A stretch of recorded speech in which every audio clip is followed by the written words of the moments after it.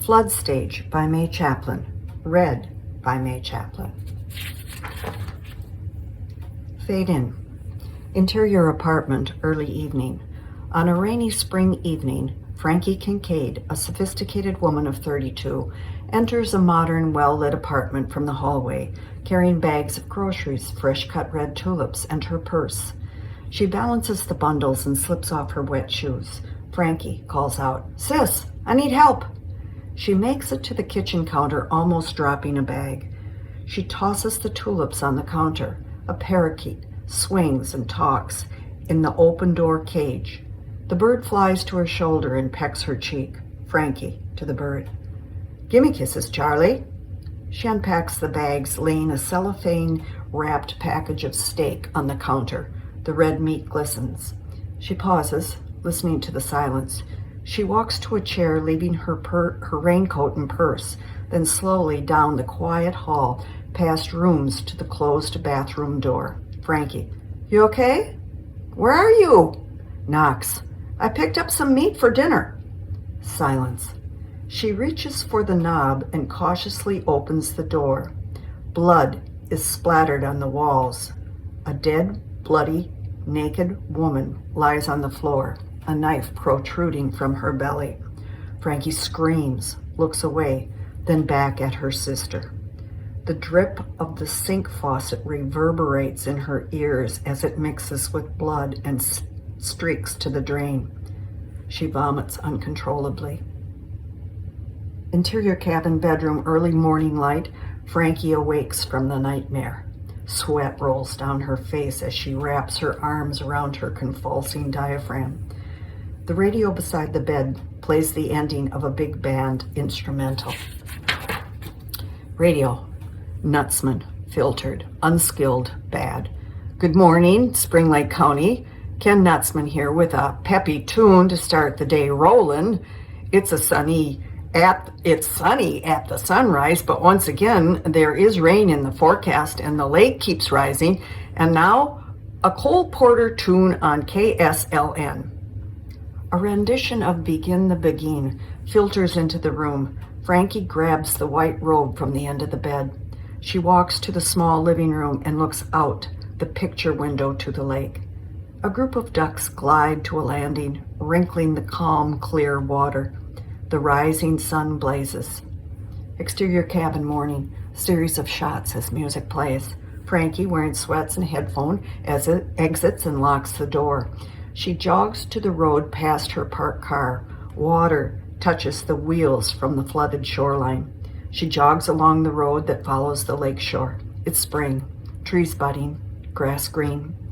Rain clouds gather. Water laps at the small cabins, some flooded out and boarded up. She paces her run with the divider lines in the road. The mesmerizing rhythm blurs into lines of a brick on a building. Exterior hospital day. Memory hit. An older doctor in a white coat accompanies Frankie to a parked red Pontiac Firebird in front of a large building. A manicured lawn surrounds the driveway. Two nurses rush from the front door to her and hand her a bouquet of red tulips. They hug and retreat. The doctor takes from his pocket a prescription and hands it to her. She hesitates. "Doctor, take it. Just a backup." Without looking at the words written, she puts it in her purse. The doctor shakes her hand. She gets into the car. She watches them wave goodbye in her rearview mirror as she drives away. She drives out past a large sign that reads Good Samaritan Mental Health Rehabilitation Home. Dissolved to interior cabin bathroom morning. In her robe, Frankie feels the water from the tap filling the tub. Then the tub water. She turns off the faucet. Interior cabin basement moments later. Frankie descends the basement stairs, flashlight in hand, discovering water covering the floor. She shines the light on the hot water heater partially submerged. The radio plays the end of Begin the Begin.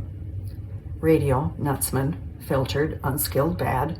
Minnesota News Network has announced severe thunderstorm warnings in effect until 4 p.m. for all of Spring Lake County. For a complete county update on the hour, Keep your dial tuned to 1440 KSLN.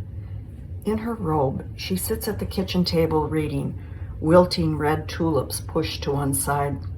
A small lamp lights the darkened room. Thunder rumbles. Rain blurs the lake view until lightning ignites the sky. Radio, Bachner, filtered, deep voice. Do you want an exciting career, an opportunity to meet people, develop sales skills, and learn about advertising? Stay in your own hometown and work with us at KSLN. We're willing to train and teach you the business of radio sales. Call me, Bob Bachner, at KSLN 414-1440 and join the team. A Tony Bennett song follows the ad. Frankie picks up a knife, cuts an apple just as a flash of lightning brightens the room. She takes a bite and resumes reading. Exterior cabin day. Dressed in jeans and covered with a trench coat, Frankie struggles to carry a full laundry basket as she exits into the pouring rain. She steps in a puddle of water while locking the cabin door. Exterior laundromat afternoon. Frankie drives into a nearly deserted parking lot. She wrestles the basket out of the front seat. The rain pours down. She pulls the trench coat over her head and dashes. Interior laundromat. Frankie makes change in a machine. A small boy hovers near, pointing to a candy in the machine next to her. His mother folds clothes nearby. Frankie deposits a coin in a payphone and dials. Frankie puts coins in the candy machine and pulls the knob where the boy points. The candy falls down, and the boy looks at her questioning and shyly points to himself. She smiles and nods. The boy takes the candy and runs over to his mother. The mother looks up and smiles. Frankie, on phone. Yes, could I speak to Dr. Kincaid? It's Frankie. Pause. Hi, Mom. I'm checking in as promised. Interior clinic office day. Dr. Kincaid, Mom, a well-dressed, sophisticated woman with kind eyes, stands at a desk fingering a pack of cigarettes, intercut between Frankie and Mom. Mom, when are you coming home? Frankie, I don't know. It's nice here. I'm thinking of taking a job, maybe stay the summer. That's if I don't drown. Mom, drown? Frankie looks over at the boy chowing down the candy. Frankie, Grandpa's cabin's going under. Another 2 feet and I'll need a boat to get into town. The north end is bad. Mom, come stay with me. Frankie, we agreed that I'd do it alone. This is the big test run. Mom, I'll just watch. Frankie, not what the doctor ordered. Mom, the doctor isn't your mother. Beat, level with me. Frankie, this is the best I've felt in 2 years. I'll call you next week. Don't worry. I love you. Goodbye. Frankie hangs up the phone. Interior car day. Frankie drives down the busy main street of Spring Lake. People run to and from the small shops to avoid the rain. Frankie stops for a school bus letting off children. She parks in front of Spring Lake Floral. Interior floral shop. Lori Cooper, 28, retrieves a bunch of red tulips from a cooler, then holds them up to Frankie. Lori, these okay? Frankie looks up, her eyes glued to the flowers. Flashback scene in the dream. The red tulips being tossed on the counter. Back to scene. Frankie, they're fine. Lori, $4.99. Lori wraps the tulips. Frankie digs in her purse for money. The door opens. The bell rings. A 6-year-old girl, Cece, runs in, dripping wet. Cece, I need 55 cents for an ice cream cone. You promised. Lori, Cece, wait till I'm finished with the customer. Frankie gives Lori the money. Cece watches. Lori gives the change and tulips to Frankie, then takes coins from the till and gives them to Cece. Frankie walks to the door, turns and looks at Cece, intently counting the money. Frankie, goodbye, Cece. Cece looks up from her money and smiles. Cece, goodbye. Frankie lingers for a moment, then leaves. Interior cabin, early evening. Frankie relaxes on the couch reading, a plate of cheese and fruit and a glass of wine adjacent. The radio is tuned to KSLN. A song ends. Radio, John. Filtered, mellow voice. This is John Klein with you till sundown. For the best memories of your life, listen to KSLN 1440 on your dial. She lifts her gaze to the radio next to the tulips. Radio, Bachner, filtered. Do you want an exciting career? An opportunity to meet people? Ad repeats. The parakeet flies across the room from the open cage, landing on Frankie's shoulder. She lifts the bird to her cheek. Frankie, Charlie, give me kisses. On the sunny side of the street segues the ad. The rays of the setting sun break through the clouds. Interior cabin morning. Frankie, in casual dress clothes, unplugs the coffee pot. Car keys in her mouth, purse on her shoulder. She slams the door and locks it, carefully avoiding a puddle of water, the lake shore only a few feet away. Exterior gas station morning. Frankie pulls up to a car with the hood up, rolls down her window and calls out. The attendant looks up from the engine and points to the road out of town. Exterior car morning. Frankie drives up by a huge billboard for KSLN and turns down a narrow road to a small building alone on top of a hill next to a radio tower. She parks between two lone cars, a large newer car and a rusted old Chevy. A KSLN sign is mounted on the roof. Interior station, morning.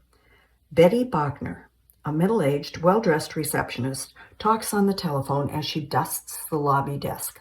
Frankie observes the litter of pictures of singers and bands from the 40s. Music plays over the loudspeaker.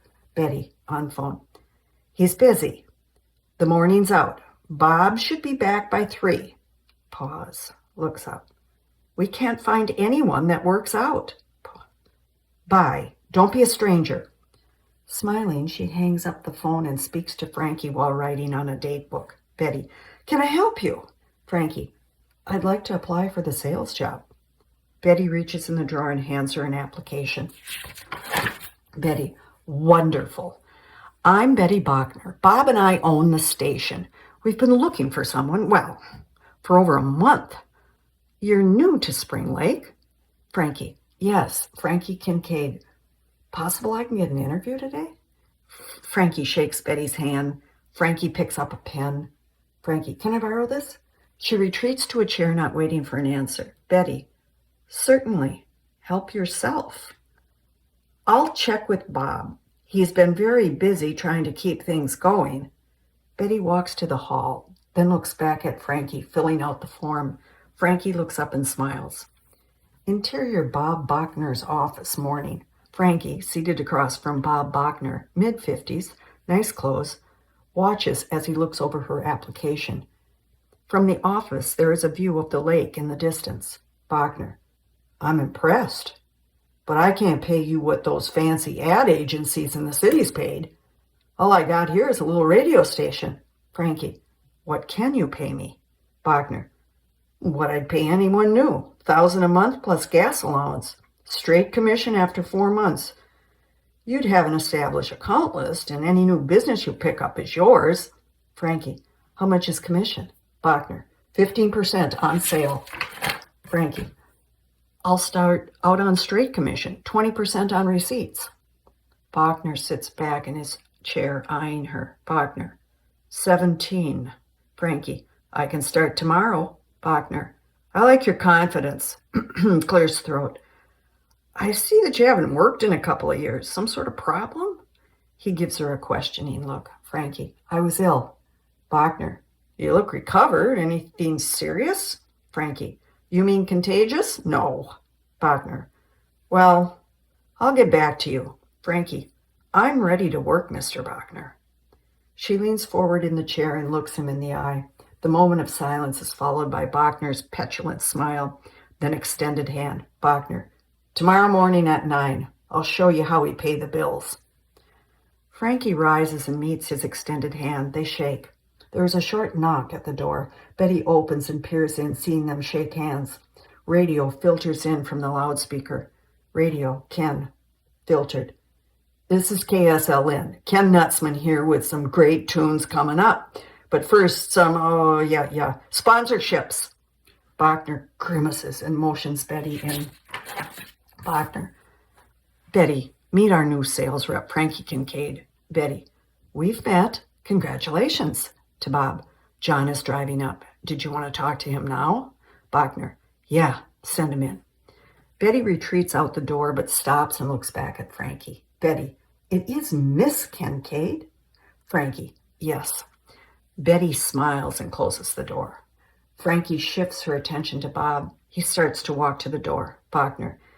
Betty has all the info on policies, rate cards, sponsorships, all that stuff. Tap at the door. Come on in, John. A pleasant-looking John Klein, early 30s, in a t-shirt and jeans, opens the door and leans against the wall of the office. His phony smile changes to surprise when he sees Frankie. Bachner. John Klein, this is Frankie Kincaid, our new sales rep. Show her how to route the paperwork, production stuff. To Frankie. John is program director and takes care of any problems. They shake hands. John's phony smile returns. John to Frankie. That's me, Mr. Problem. Flirts. You got a nice car. Frankie. If I have a problem with it, I'll let you know. John looks over at Bachner, then back at Frankie. John. Your problems, I won't mind.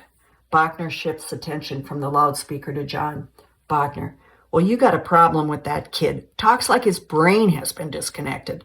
John. For what you pay, we're lucky he speaks English. Bachner. I can't stand him. Do something or he's out of here. John. He just needs time. Bachner looks at his watch. Bachner. Where's Todd? He's supposed to be here by 8. John. City Council and DNR meeting. The flooding? Bachner. He calls in. I want to talk. John gives a salute. The Main Street drugstore ad finishes. Radio. Ken. In a few minutes, we'll have community update. But first, give a listen with me, Swoon and Croon and Ken Nutzman, to Nat King Cole's and Unforgettable.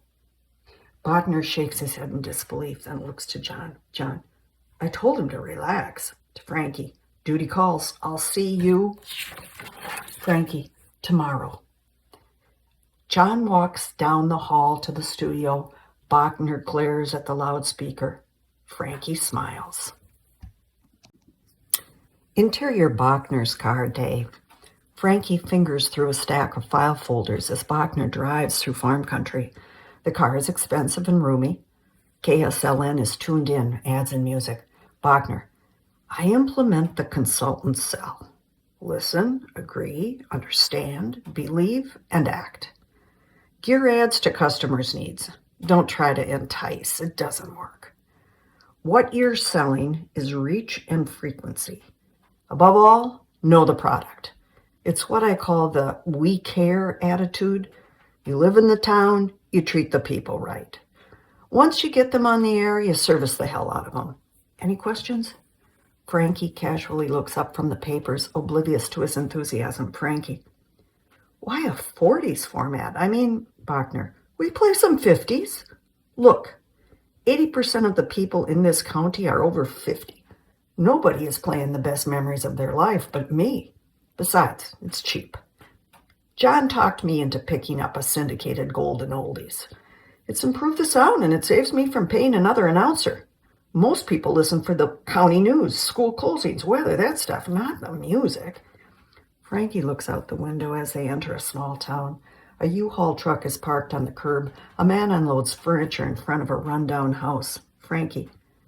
Where are you losing most of your ad dollars? Bachner. Print. There's a weekly, free shopper, some to the cities, yellow pages. Bachner turns into the parking lot of a car dealership. Balloons flutter from the antennas of the cars. A sign looms above the well-cared-for building. North Star Auto. Frankie examines the list of clients in her hand. Frankie, you buying a car? Bachner. He's not on your list, but I'm giving him to you. I had him on the air a few times, but actually, I think it's a personality thing. Let's see what you can do with him. His name is Marv Olson, and he's an asshole. Frankie nods. Interior dealership. Marv Olson, a stocky man wearing a loud sport coat, walks across the showroom floor to Bachner, arms crossed in front. Frankie, carrying a notebook, eyes up a new car. Marv. What do I have to do to get rid of you, Bachner? Bachner. You have. Frankie Kincaid, Marv Olson. Bachner sizes up Frankie and Marv, shaking hands. Frankie. Mr. Olson, Nice place. Marv, well, she's polite. More than I can say for you. Better looking, too. Bachner, hopefully she'll sell you some radio. Marv, in your dreams, Bachner. If I wanted radio, I'd advertise on a station people listen to. I'd go into the cities. As the two men bicker, Frankie glances around the room. Pictures of convertibles decorated for parades, clowns, Marv smiling, all display North Star Auto signs. A huge trophy case filled with softball and bowling awards. Bachner, I'd like to hear that. At least you'd be on the air. Frankie turns to the men and cuts in. Frankie, you wouldn't mind if I bring my car in for an estimate on a trade-in, would you, Mr. Olson? Marv turns his back to Bachner and addresses Frankie. Marv, it's Marv. I wouldn't mind at all. Bring it on in. I'll give you a deal. Frankie, great. I'll stop by when the two of us can talk. Extends hand. It was nice to meet you. Maybe we'll be doing business. You have a nice day, Marv. They shake hands. Frankie turns to leave. Bachner follows. Marv calling, if that jerk doesn't treat you right, you got a job selling cars here. Frankie smiles at Marv. She heads back to the car, Bachner right behind her. Bachner, like I said, he's an asshole. Interior Bachner's car afternoon. Bachner and Frankie pass the Spring Lake sign on the highway. KSLN tuned in. Frankie looks out and sees a road under construction sign on a side road. In the near distance, a small building with a big sign reads, Millie's Cafe. She examines the list of names on the paper in her lap and checks off Millie's Cafe. Bachner, we'll need 2 days together. After that, you're on your own. You need help? Just ask. Frankie, I need a list of your clients. Bachner shoots her a puzzled glance. Frankie, well, I wouldn't want to call on anyone you're working with. Local news begins on the radio. As soon as Bachner hears the news, he forgets Frankie and tunes up the volume. Frankie looks out the window at a dump truck turning into Lakeview City Park. Radio, Todd, filtered. This is Todd Tyler with Spring Lake County News, brought to you by Lundgren Real Estate, the housing expert. Exterior car, same.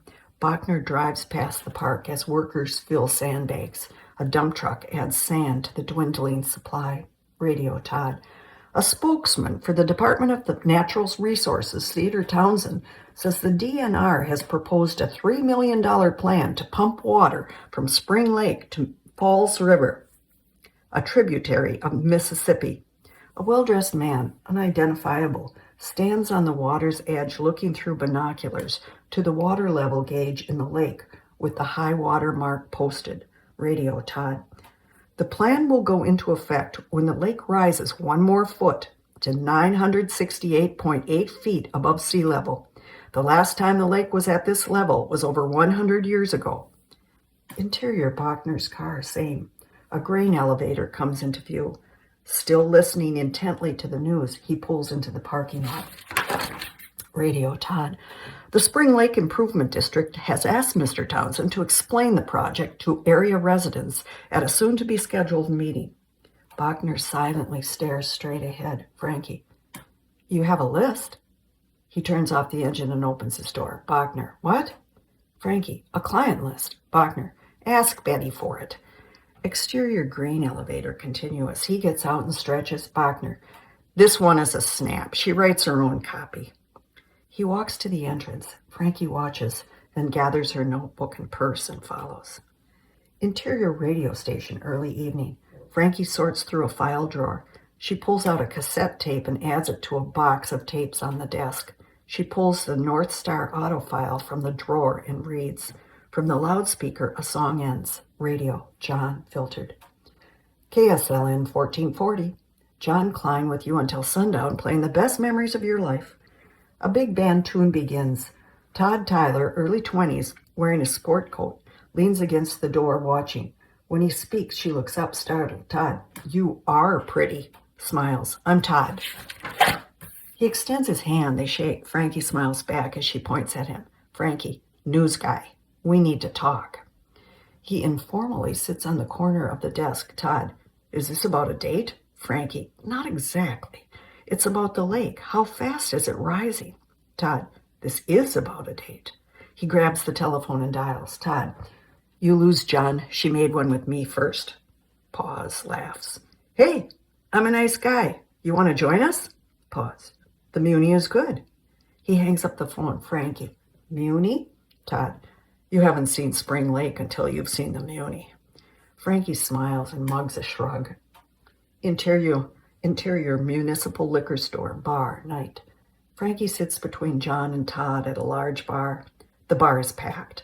Rowdy people in informal dress talk, shoot pool. Country western music plays on a jukebox. John waves to two toothless old men sitting together, drinking and talking to Ira, a lean old bartender. Ira calling, John, you want your beer?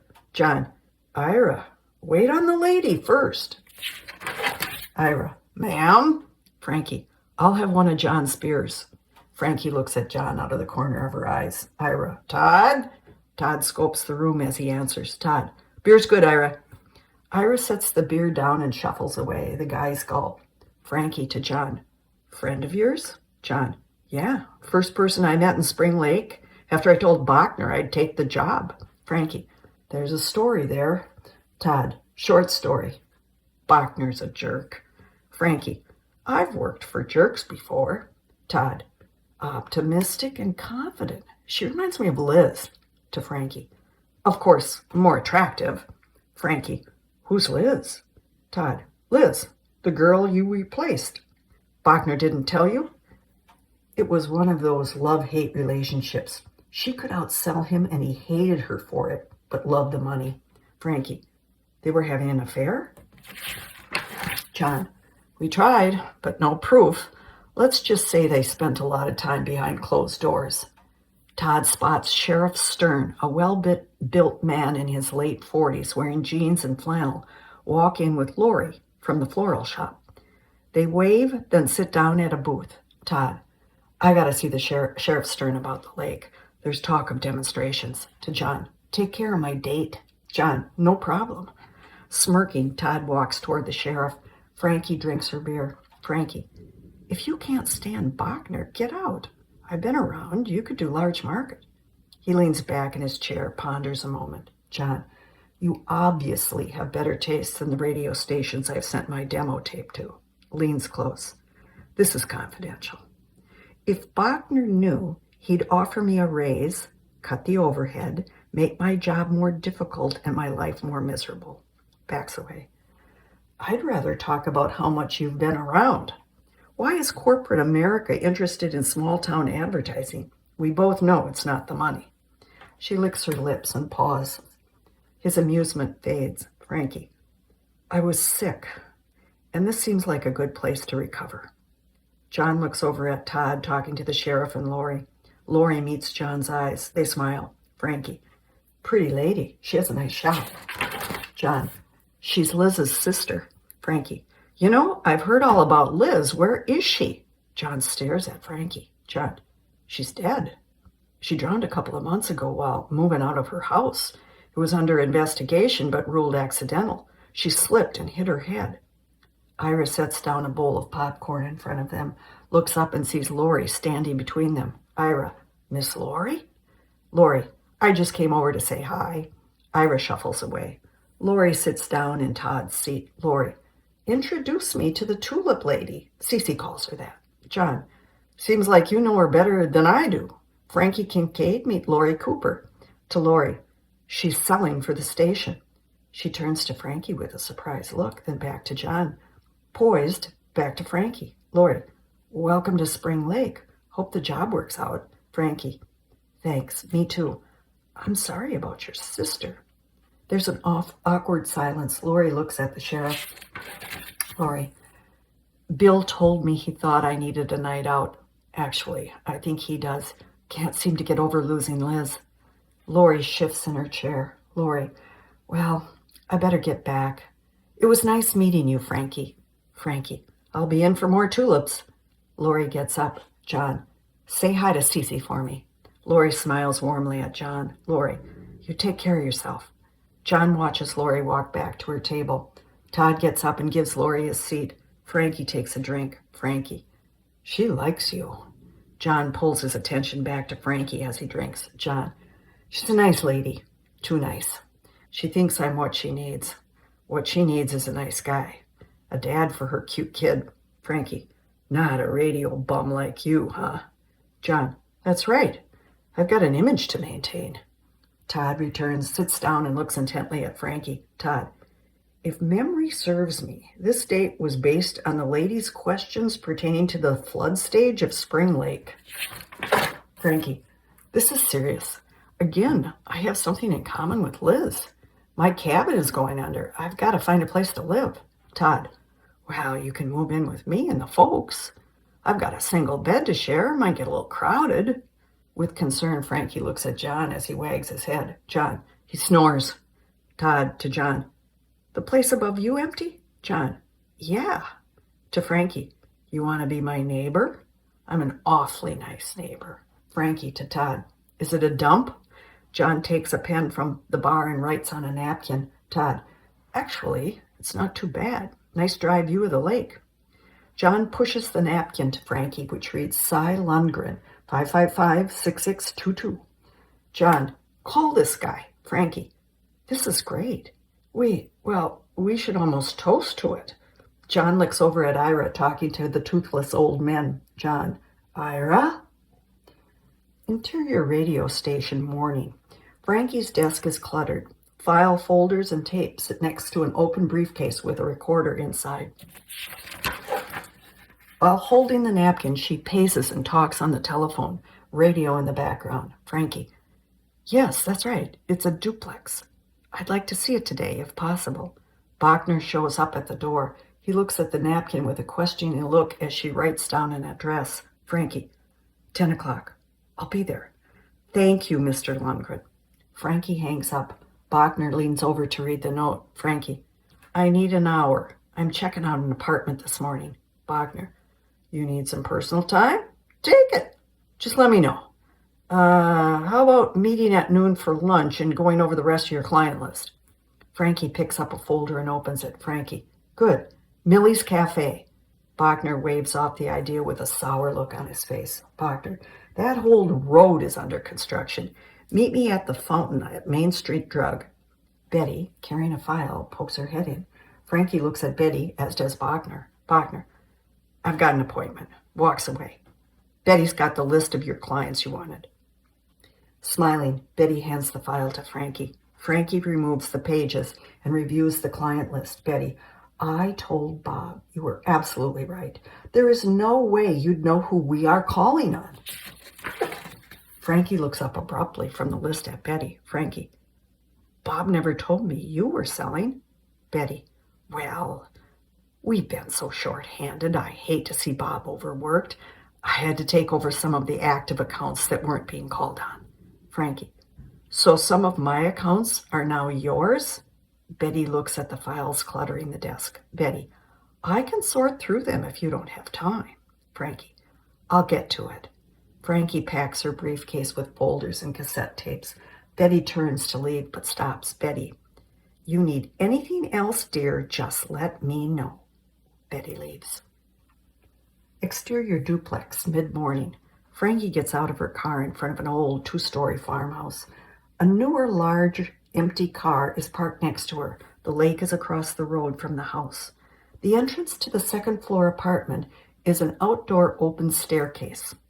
Cy Lundgren, a man in his 50s, stands with his hands in his pockets at the top of the staircase, on a small platform looking down on her.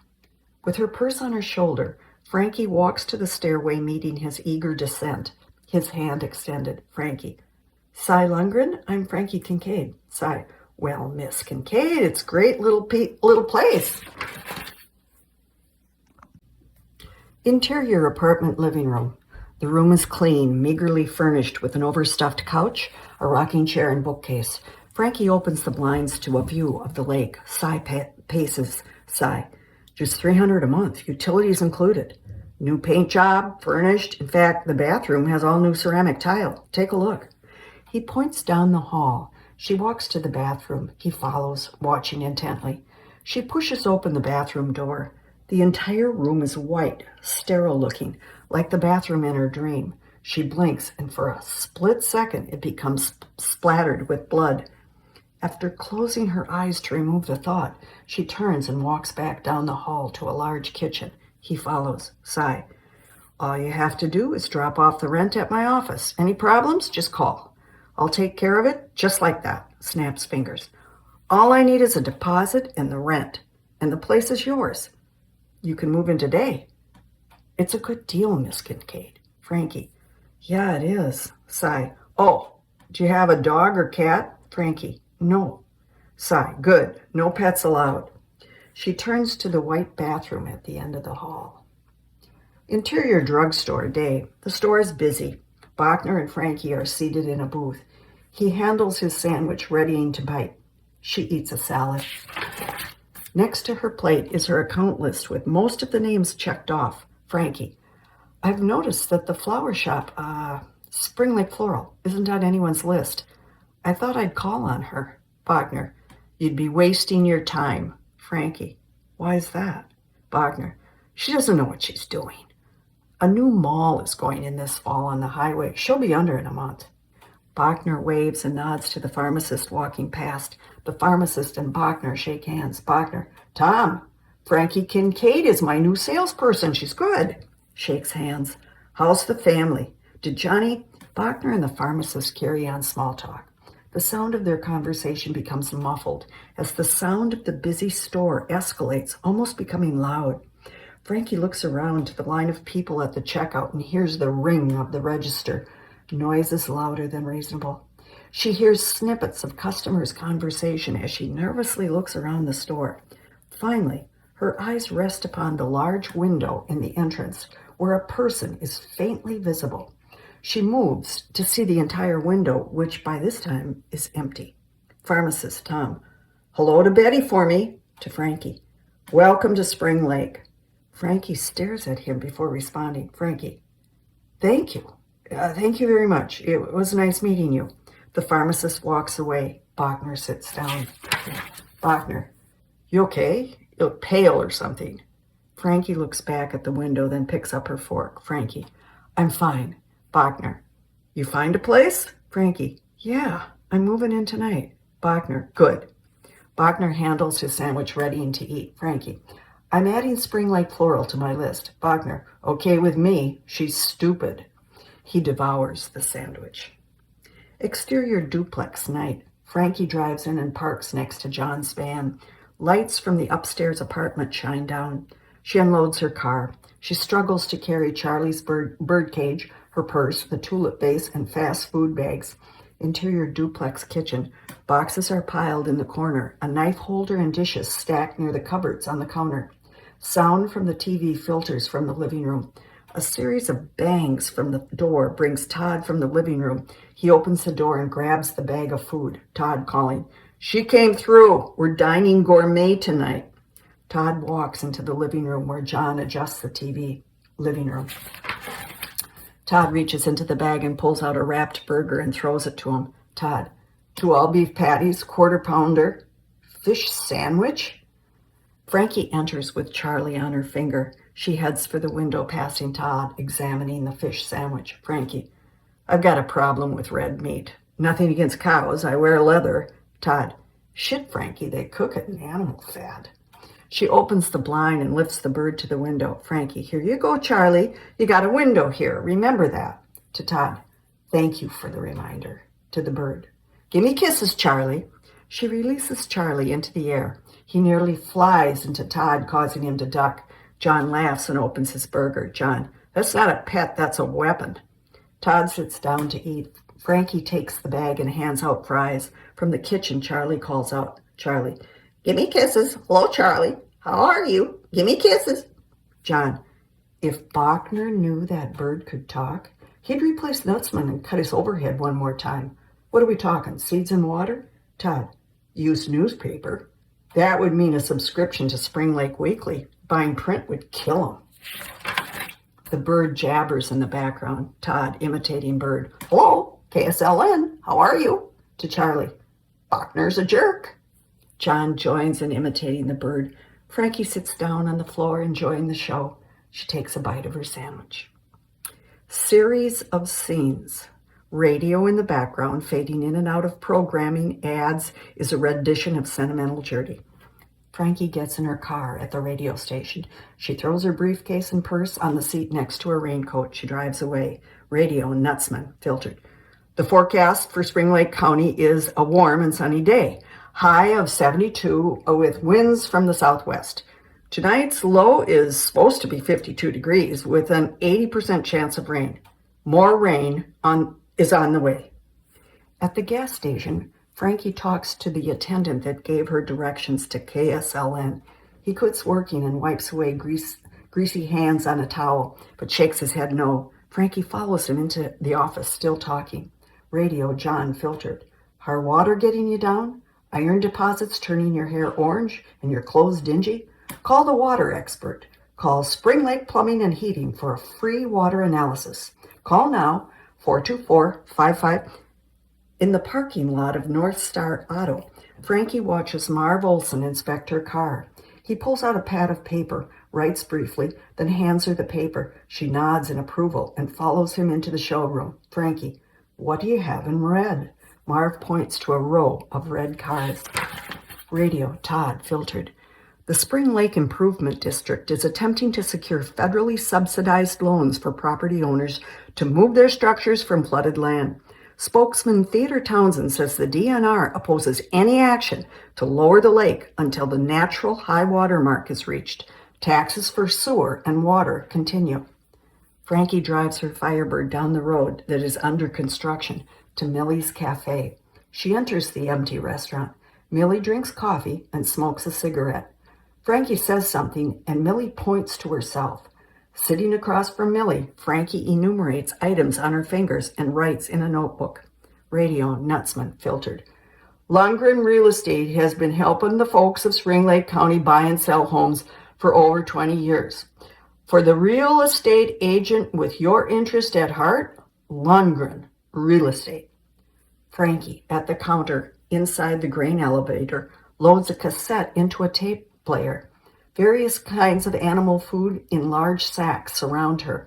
Behind the counter, a middle-aged woman, Dory, with tightly curled hair, takes money from a man in overalls. Man, you best give me a good price on my wheat this year, Dory, or I'll be going to that new elevator around the lake. The man picks up a halter from the counter and saunters to the door. Frankie is poised with her finger on the recorder. Play button. Dory, this better be good. Hit it. Dory talks excitedly as she follows Frankie to her car in the parking lot. They shake hands before Frankie gets in and drives away. Radio, Nutsman. Now it's time for Spring Lake County obituaries. 86-year-old Kenneth Johnson died of a heart attack on Tuesday. Paramedics were hampered by the high water and were unable to revive him. Services will be held. Frankie walks down Main Street of Spring Lake with her briefcase in hand and purse on her shoulder. She passes a side street where Bachner argues with a tall man with white hair as he gets into a car. She watches the man shake off Bachner's hold on his jacket sleeve. Bachner puts his hands in the air as if surrendering, and the man drives off. Bachner walks to his car and drives away. Frankie enters a small shoe store, repair shop called the Workman's Shoe Shop. Radio, Nutsman, filtered. Community Bulletin Board is sponsored by Spring Lake Garden Club, making our city a beautiful place to live. Frankie walks into Spring Lake Floral. Cece at the counter looks up from her coloring book. Cece, we got tulips.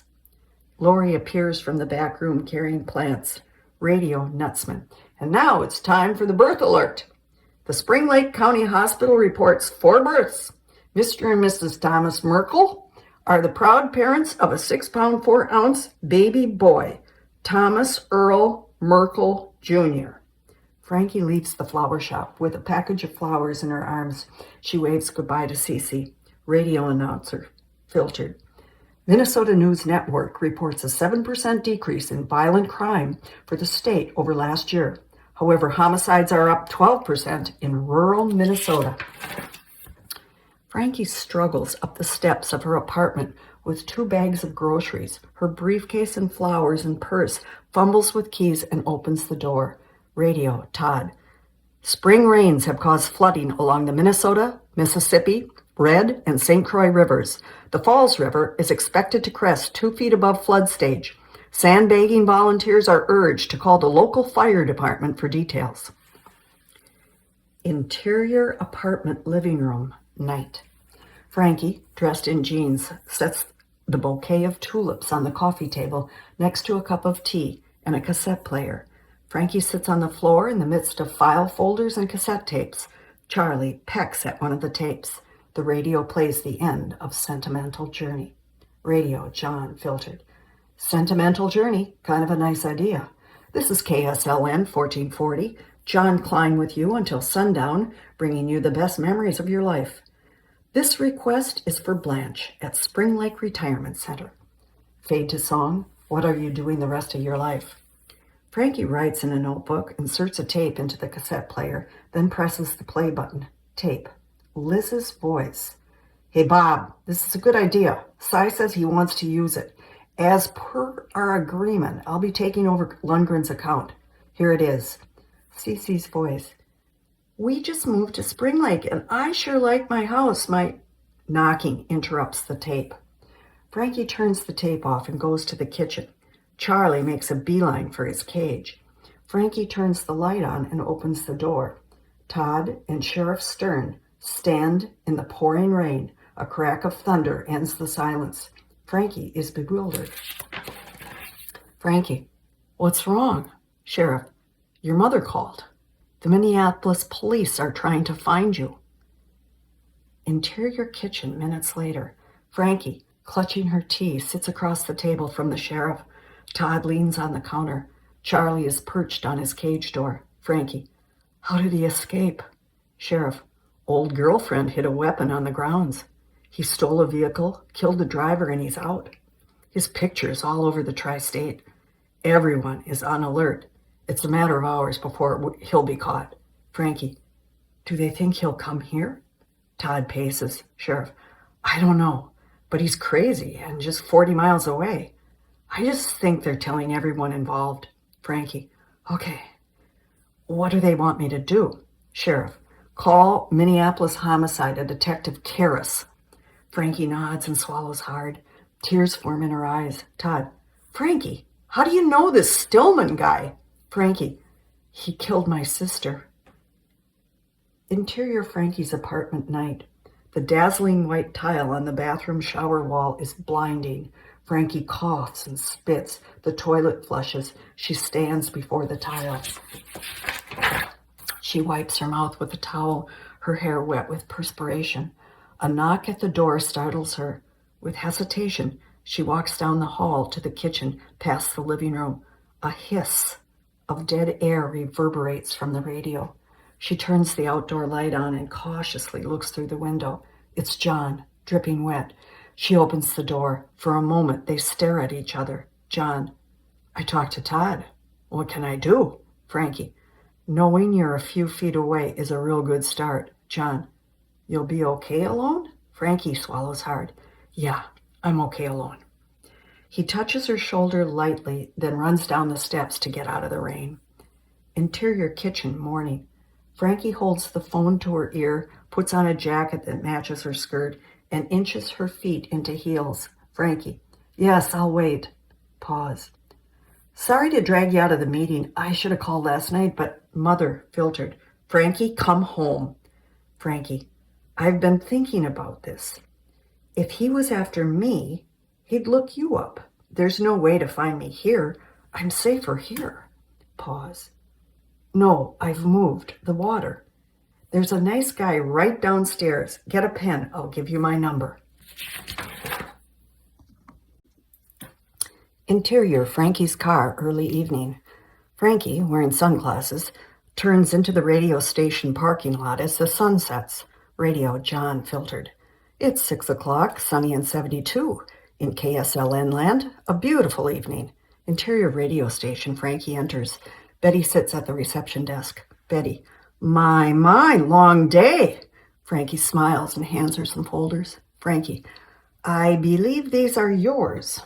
Betty takes the files and hands her a stack of messages. Betty, thank you. Oh, Detective Karras returned your call. Said you could reach him into the evening. Frankie saunters to her office, paging through the notes. Betty calls to her. Betty, I have a question on this workman's shoes account. Frankie accepts the paper Betty hands her. Betty, there must be a mistake on the placement of this ad. You've only given me 2 minutes. I can't guarantee it. Frankie, no, this is right. We want the time before or after the early morning weather. Got to know when to wear the boots. Frankie smiles, hands the paper back to Betty. She makes her way to her office, running into Bachner exiting his office. Betty watches, her face immobile. Bachner, pleasantly, how'd you get Workman on the air? Frankie, I talked him into the time. Then we went through his manufacturers and came up with some co-op funds. He's getting a good deal. Betty, if this is co-op money, you need to fill out a form. Betty opens her drawer and takes out a piece of paper, which Frankie takes. Frankie, okay. I'll make some copies for the future.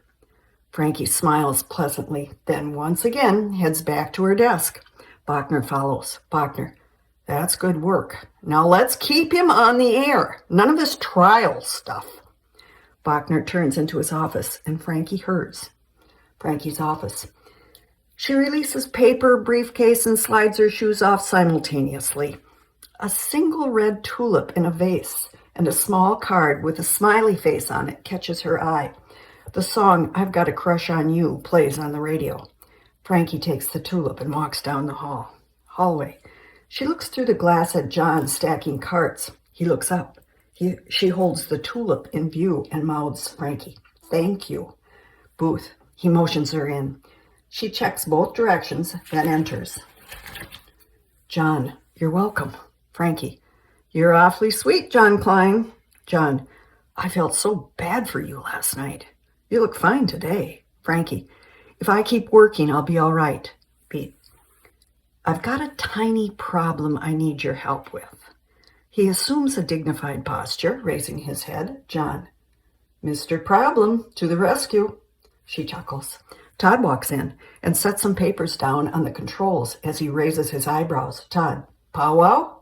To Frankie, how you doing? Frankie, I'm hanging in there. Todd, good. Get ready. Here comes the local news update. Our buddy Stillman has upstaged the lake and the DNR.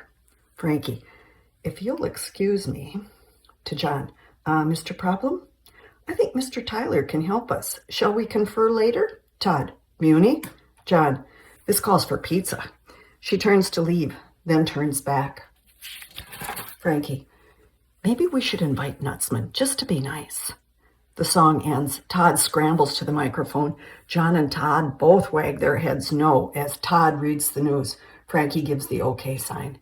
Radio, Todd. This is Todd Tyler with Spring Lake County News Update. Our top story is the manhunt for escaped prisoner. With the tulip in hand, Frankie exits and closes the door. She reaches in her pocket and pulls out a message slip. Interior, Minneapolis Homicide Department, evening. Detective Ethan Karras, a man in his late 30s with calm dark eyes, picks up a ringing telephone. Detective Karras, Ms. Kincaid, sorry I missed your call last night. We're on Stillman, and it got late. Pacing. I don't think you need to worry. Looks like he's headed for the border. But keep everything locked and report anything strange.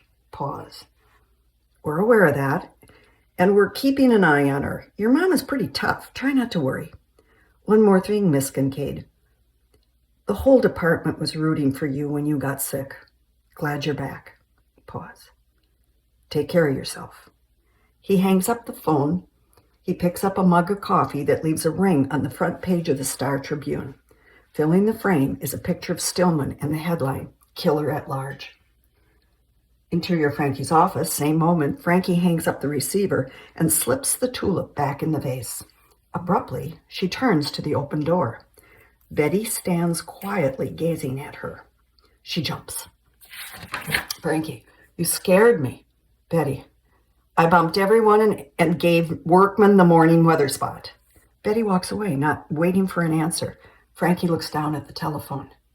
Interior Pizza Parlor, night. John, Todd, and Frankie sit at a table, a half-filled pitcher of beer between them. John reaches for the pitcher and starts to refill. John, I hate to see what you consider a big problem. A waitress sets the pizza in front of them. Waitress, half cheese, half sausage. Todd, thanks. She turns the cheese side to Frankie. They dig in.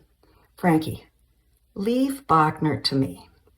All I need to know is if you two are willing to take on the extra production. Todd, will you do the interviews? Todd, any extra money in it? I've got nothing against charity, but Bachner's not exactly what I call needy, more like greedy. Frankie, if I sell. John? John sets down the pizza, looks her squarely in the eyes. John, it's worth it to me just to see how you convince Bachner. Frankie, I'll simply tell him it's an economic opportunity. Frankie smiles, then takes a large bite of pizza. Series of scenes. Radio in the background fading in and out of programming ads is a rendition of Blue Skies. Todd, John, and Frankie walk and talk as they leave the radio station. She gets in her car and drives away, watching them wave goodbye in the rearview mirror. She pulls into the gas station just as the attendant comes out of the office. They talk as he fills her car with gas. She shrugs indifference as she nods yes. Radio Nutsman filtered. It's a beautiful sunny morning in Spring Lake. High today will be 72 degrees. The low tonight will be in the mid-50s. We don't need rain. We need blue skies. Frankie sits across the table from Marv Olson, drinking coffee at the car dealership. He studies her as she speaks with determination. He leans back and puts his hands to his face as if thinking it over. Then he smiles. Radio Nutsman. Not only is Highway 2 under construction, so is Millie's Kitchen.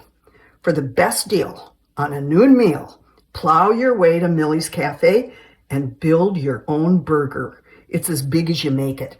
The construction burger, complete with front-loader fries and pothole potato soup for $3.99. Just follow the bulldozer on Highway 2 to Millie's Cafe. Frankie walks up the steps to the grain elevator. Dory is waiting on a line of customers, but waves enthusiastically at Frankie. A man comes in the back door, puts his work gloves on the counter, pats her on the rear, and begins to wait on customers. Dory rushes to Frankie with a frown on her face. She motions to Frankie, then leads her out the door through the elevator and loading dock, pointing, talking. Frankie stops suddenly, and Dory turns. Frankie sets down her briefcase and begins to explain an idea using her hands. Dory smiles and nods in approval. Radio announcer filtered. This is Minnesota News Network. A massive manhunt for escaped prisoner Robert Stillman has been extended to the 5-state area. Stillman escaped from a maximum security hospital for the criminally insane Tuesday night. Anyone with information regarding his whereabouts is asked to call their local. Frankie drives up to the radio station and parks her car in between John's van and Bachner's car. Interior radio station, early evening. Frankie walks in with purse and briefcase eating an apple. The lobby is deserted, and the only sound is a big band tune coming from the speaker. She walks to her office, pausing at Bachner's closed door. Men's loud, angry voices rise and fall. She proceeds to her desk, deposits her belongings next to the wilted red tulip, then heads to the control room. She looks through the window to an empty booth, back at Bachner's office, then down the hall to the back production room. She peers in the closed production room door and sees John with headphones. He motions her in, then puts his index finger to his lips, asking for silence. Frankie whispers, "You're on the air. What are you doing in here?" John gets up in a hurry and puts the headphones on Frankie. John, find out what they're arguing about and get a name. He vanishes out the door. Dumbfounded, Frankie sits down, Bachner's conversation in her ear. She pulls paper and pen toward her. Bachner filtered. "I've paid you well, and you've called the shots. I expect you to live up to your end." Man filtered. "It's coming to an end. You're coming out of this smelling like a rose. Don't complain. Keep buying. You'll have what you want." Bachner filtered. You promised the end of summer? So what's this May crap? Lundgren needs time to get the deals. No more money unless we get more time. Frankie writes Lundgren. She lifts one side of the headphones off her ear and hears John's voice over the speaker in the production room. Radio John. This is KSLN 1440 on your radio. The current temperature is... She places the headphones back on her ear. Bachner filtered. All right. What do you need to get me this summer? Man, filtered. Let me put it this way. The more attention I get, the worse it looks for you. Do something about that. John enters the room. Frankie turns to him and shrugs. John, what'd you get? In her headphones, Bachner filtered. Okay, Ted, I get the picture. Frankie hears both, neither clearly. She writes down Fred, ? And hands the paper to John. Man, Ted, Fred filtered. We're in this together. Don't start taking sides. I've got to get back. Frankie takes the headphones off, music coming from the speaker. She goes to the door. John looks at the names on the paper. Frankie, they're leaving. John puts it in his pocket. Frankie peers out. Bachner and the man leave his office, heading for the front door, talking. Bachner pats the man on the back. He turns, and Frankie recognizes him. Same man arguing with Bachner near the shoe store. John, coast clear? She nods. Interior Muni evening. John and Frankie sit at the bar with a beer in front of them. Todd walks in the door, waves, and sits next to Frankie. Todd, sorry. The interview with Townsend ran long and evasive. The DNR is going to get its ass kicked at that city council meeting tonight. Todd catches Ira's eye, points to Frankie's beer. Todd, fill me in. What's this with Bachner and selling the station? John, I'm not sure he's selling. He could be buying. Lundgren's involved, and some guy from out of town. Mad as the morning Nutsman forgot to turn on the transmitter. Ira sets the beer down and leaves. Todd, fun, and I missed it. You get a name? Frankie, I think he called him Fred, a big guy with gray hair. They argued a couple of days ago in the alley by the shoe store. Todd, Fred. Fred. A last name? Frankie, no. Todd, shit. It'd be just like Bachner to unload the station and tell us as we filed in for work in the morning. He lifts his glass in the air to toast. John, to the end of the Bachner regime. They drink. Todd looks at his watch, empties his glass, and gets up. He puts money on the bar and waves a finger in the air. Ira, wiping the counter, waves back, never looking up. Todd, heard a rumor there might be protesters. I'll see if I can get anything out of Lundgren. Todd hurries out. Frankie takes a drink of beer. John watches her for a moment, then leans close to her ear. John, you're wondering about the microphone in Bachner's office, aren't you? Frankie, too late to worry. I'm an accessory. I'd just like to know why. John, that's easy. He's the enemy. And Todd had a slow news day. Smiles. When are you going to hit him with the programming change? Frankie, tomorrow a.m. His preoccupation with Fred should help. She lifts her glass to toast. Interior radio station morning. Betty sits at the reception desk, opening mail. Frankie enters with briefcase and tape recorder. Betty, Miss Frankie, messages all ready this morning for you. Betty hands Frankie message slips. Frankie looks through them. Betty watches. Frankie, oh, Betty, Dory Lemsky runs the grain elevator, will be coming in today to record her ad. She'll be here this afternoon about 2. Betty, does John know about this? This should have been scheduled with production. Betty looks past Frankie over to the hall. Frankie turns around. Bachner peers out from his office. Frankie, he will in about 2 minutes, and if that's a problem, I'll reschedule. Bachner, why does Dory want to record? Frankie walks towards Bachner. Betty watches. Frankie, actually, it was my idea. She's worried about losing business to that new elevator opening next month 30 miles south of here. She plans on increasing her advertising budget, so I suggested going from 30s to 60s and getting on the air. A female voice would stand out. Bachner, I like it. He walks in his office. Frankie looks down the empty hall and follows him in. Frankie, I have another idea you'll like. Interior Bachner's office. He leans back in his chair, his hands behind his head. Bachner, will it make me money? Frankie closes the door. Frankie, yes. It could increase sales up to 20%, maybe more. Bachner, I'm listening. Frankie, I'm proposing a segment once a week to call attention to new business, grand openings, anniversaries, anything to do with the economic expansion of the county. Maybe in interview form with Todd. Call it Business of the Week.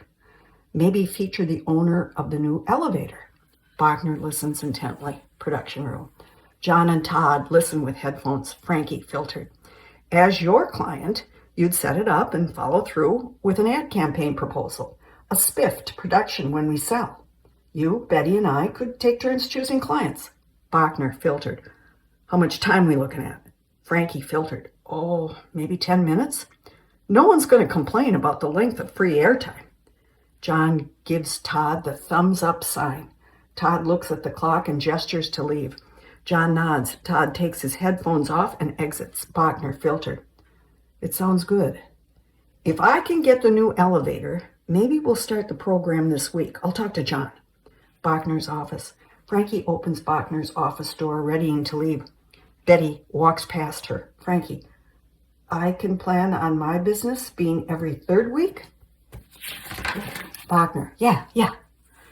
Frankie leaves, closing the door. Betty enters the control room. John exits the production room wearing headphones.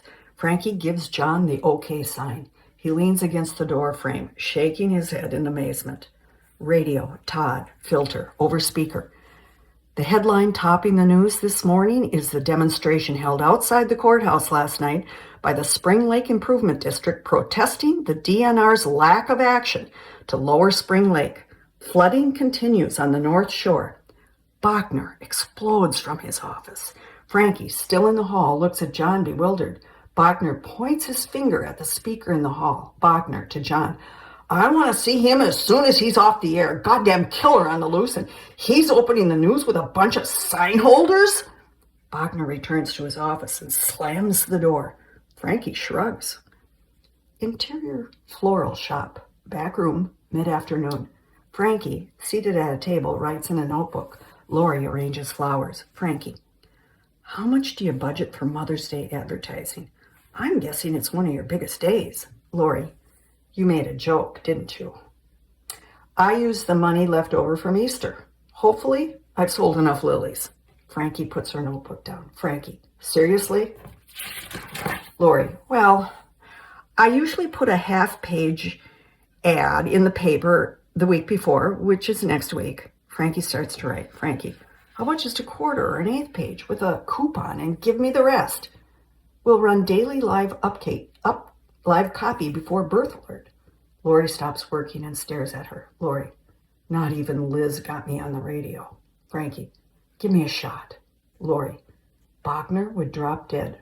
Frankie, this'll work. Roses sell for... The bell rings from the front door. Lori wipes her hands and leaves. Frankie gets up, paces. The flower shop muffled conversation filters back to Frankie. Then the ring of the register. She walks to the door, but stops before she is seen, cocks her head to hear the conversation. Betty, off screen. Deliver it to the funeral parlor today and send the bill to the station. Frankie sits down at the table. The bell from the front door rings and Lori returns. Frankie, she come here often? Lori, hasn't for a long time. About the roses, I've ordered a lot. I'll price them low, $15.99 a dozen. Frankie, how about $19.99 with the coupon or the mention of the ad, the lower price? If you run low, call me. I can pull the ad. Lori smiles and nods. The phone rings. Frankie gets up from the chair, throws the notebook in her briefcase. Frankie, time to make money. Exterior flower shop moments later. Frankie walks down Main Street. Feeling uneasy, she turns and looks behind, then across the street. Her pace slows. People pass her. People stare. Her breathing is labored. Perspiration forms on her forehead. She staggers. Traffic noise becomes loud in her head. She heads for the phone booth. She enters the booth. Her breathing slows. Her hand shakes as she dials. There is ringing. Interior radio station. John picks up the phone, intercut with Frankie. John, KSLN, can I help you? Beat. Hello? Frankie. It's Frankie. John, everything okay? Frankie. Yeah, I'm okay. Betty's out and about, and I wondered if Dory Lemsky showed up. John. We're at it right now. We had to work to stretch the copy to a 60, but it sounds pretty good. Great idea. Frankie. All right.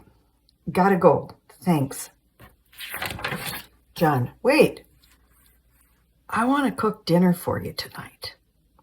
Sort of a neighbor type thing. Oh, maybe around 8:15? Frankie. John, that's nice. Well, what can I bring? John, nothing. Maybe dessert. Frankie, okay. You like apple pie? John, that's good. How's chicken? Frankie, good. John, this is really nice of you. Beat. I'll see you later. Frankie hangs up, looks around, and leaves the booth. Exterior John's apartment night. Frankie, dressed casual, carries a bakery box. She knocks on John's door. John opens the door and gallantly ushers her in. Classical music plays in the living room. John, welcome. Do you smell that? He inhales, walks to the stove, and opens the door. Frankie follows and looks in at a roasted chicken. John, those timers really work. Frankie looks around the kitchen. Table set nicely, no dishes in the sink, shoes lined up on a rug by the door.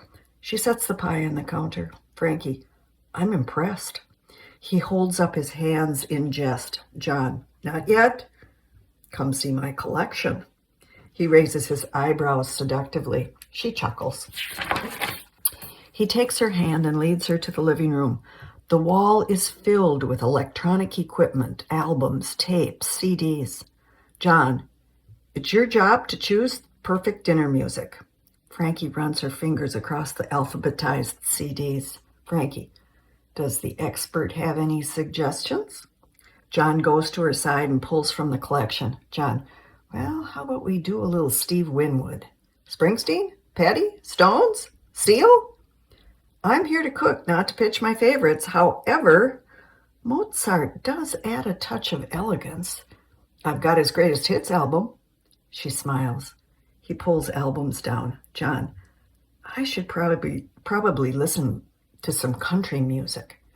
I know the older stuff, Patsy, Hank, Merle Haggard. Ooh, what a guy. But there's a ton of new ones I need to learn.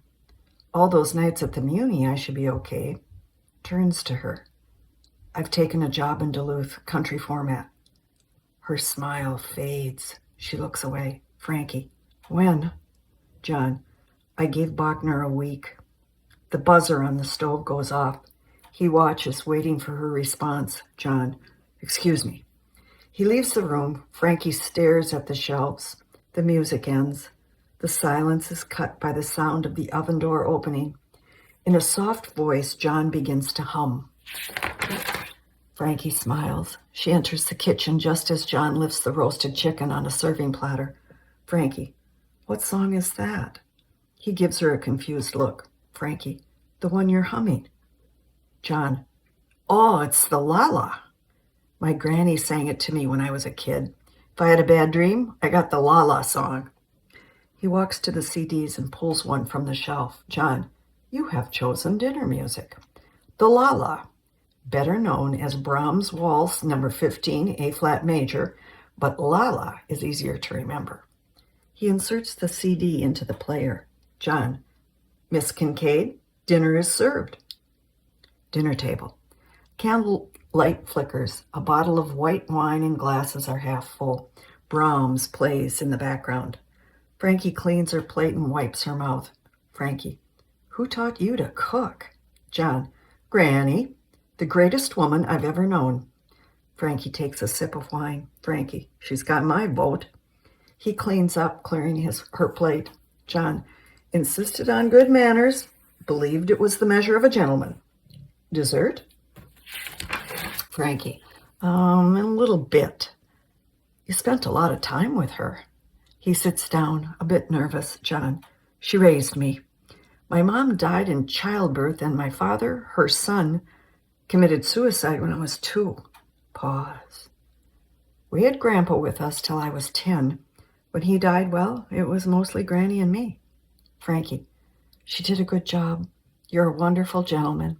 John, I'm not so sure. I want to talk about my leaving. I was afraid to tell you. I feel awful. It's like I'm walking out. You'll be alone here. Frankie, hey, we already talked about it. John, the job came through. That's the only reason I'm leaving. Pause. I'm sure they'll catch Stillman before I go. Can we just plan on that? Frankie, sure. Let's plan on that. Half-hearted, he raises his glass. John, to Granny and your safety. She matches his toast. Interior unknown large car, dawn. An unknown man drives down the road to Spring Lake. The sun rising. The road completely empty. The man tunes the radio. Radio, Nutsman, filtered. Nutsman here at KSLN. It's sunny so far, no rain. I got a question. The song, What Are You Doing the Rest of Your Life, plays. The man's hand touches a large butcher knife on the passenger seat. He pats it gently. He drives to Frankie's apartment and parks next to her car.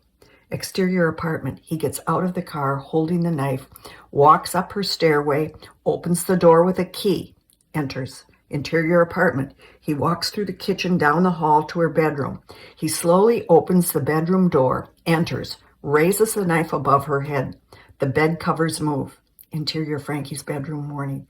Frankie awakes from the dream. Her eyes spring open and dart to the empty door.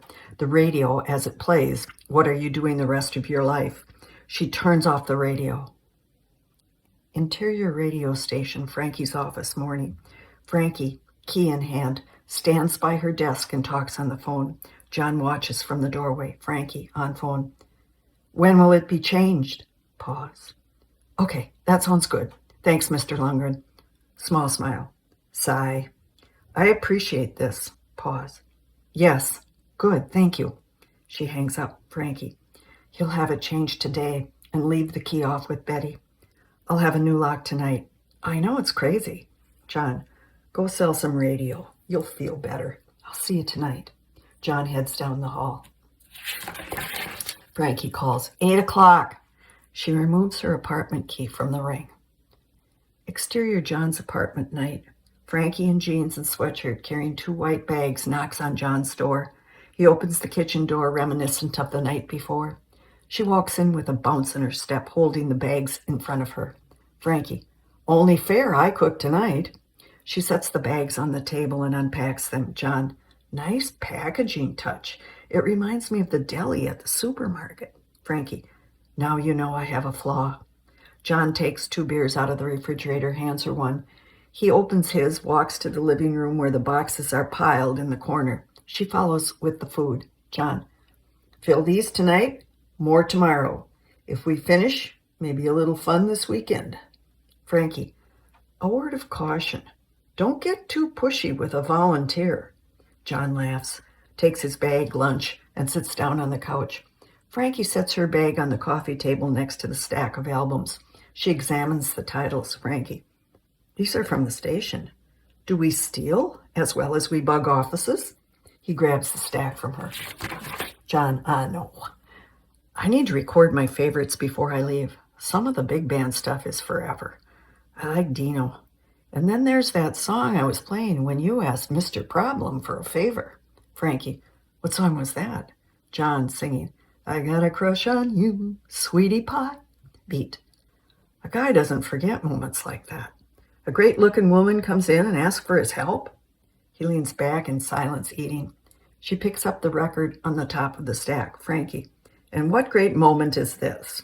He takes the album from her and heads for the radio. With agility, he removes the jacket and centers the record on the turntable. lifts the needle, and the song Begin the Beguine plays. John, this is Ella. Nobody sings Begin the Beguine like Ella. She's the queen. Frankie, what's a beguine? John pauses, then reaches for her arm, almost dragging her to her feet. John, it's a South American dance. I'll show you. He pulls her close with gusto. Her eyes widen. They sway to the music as Ella growls out the words to the song. Frankie moves with him compliantly until it's obvious the dance is only a traditional slow dance.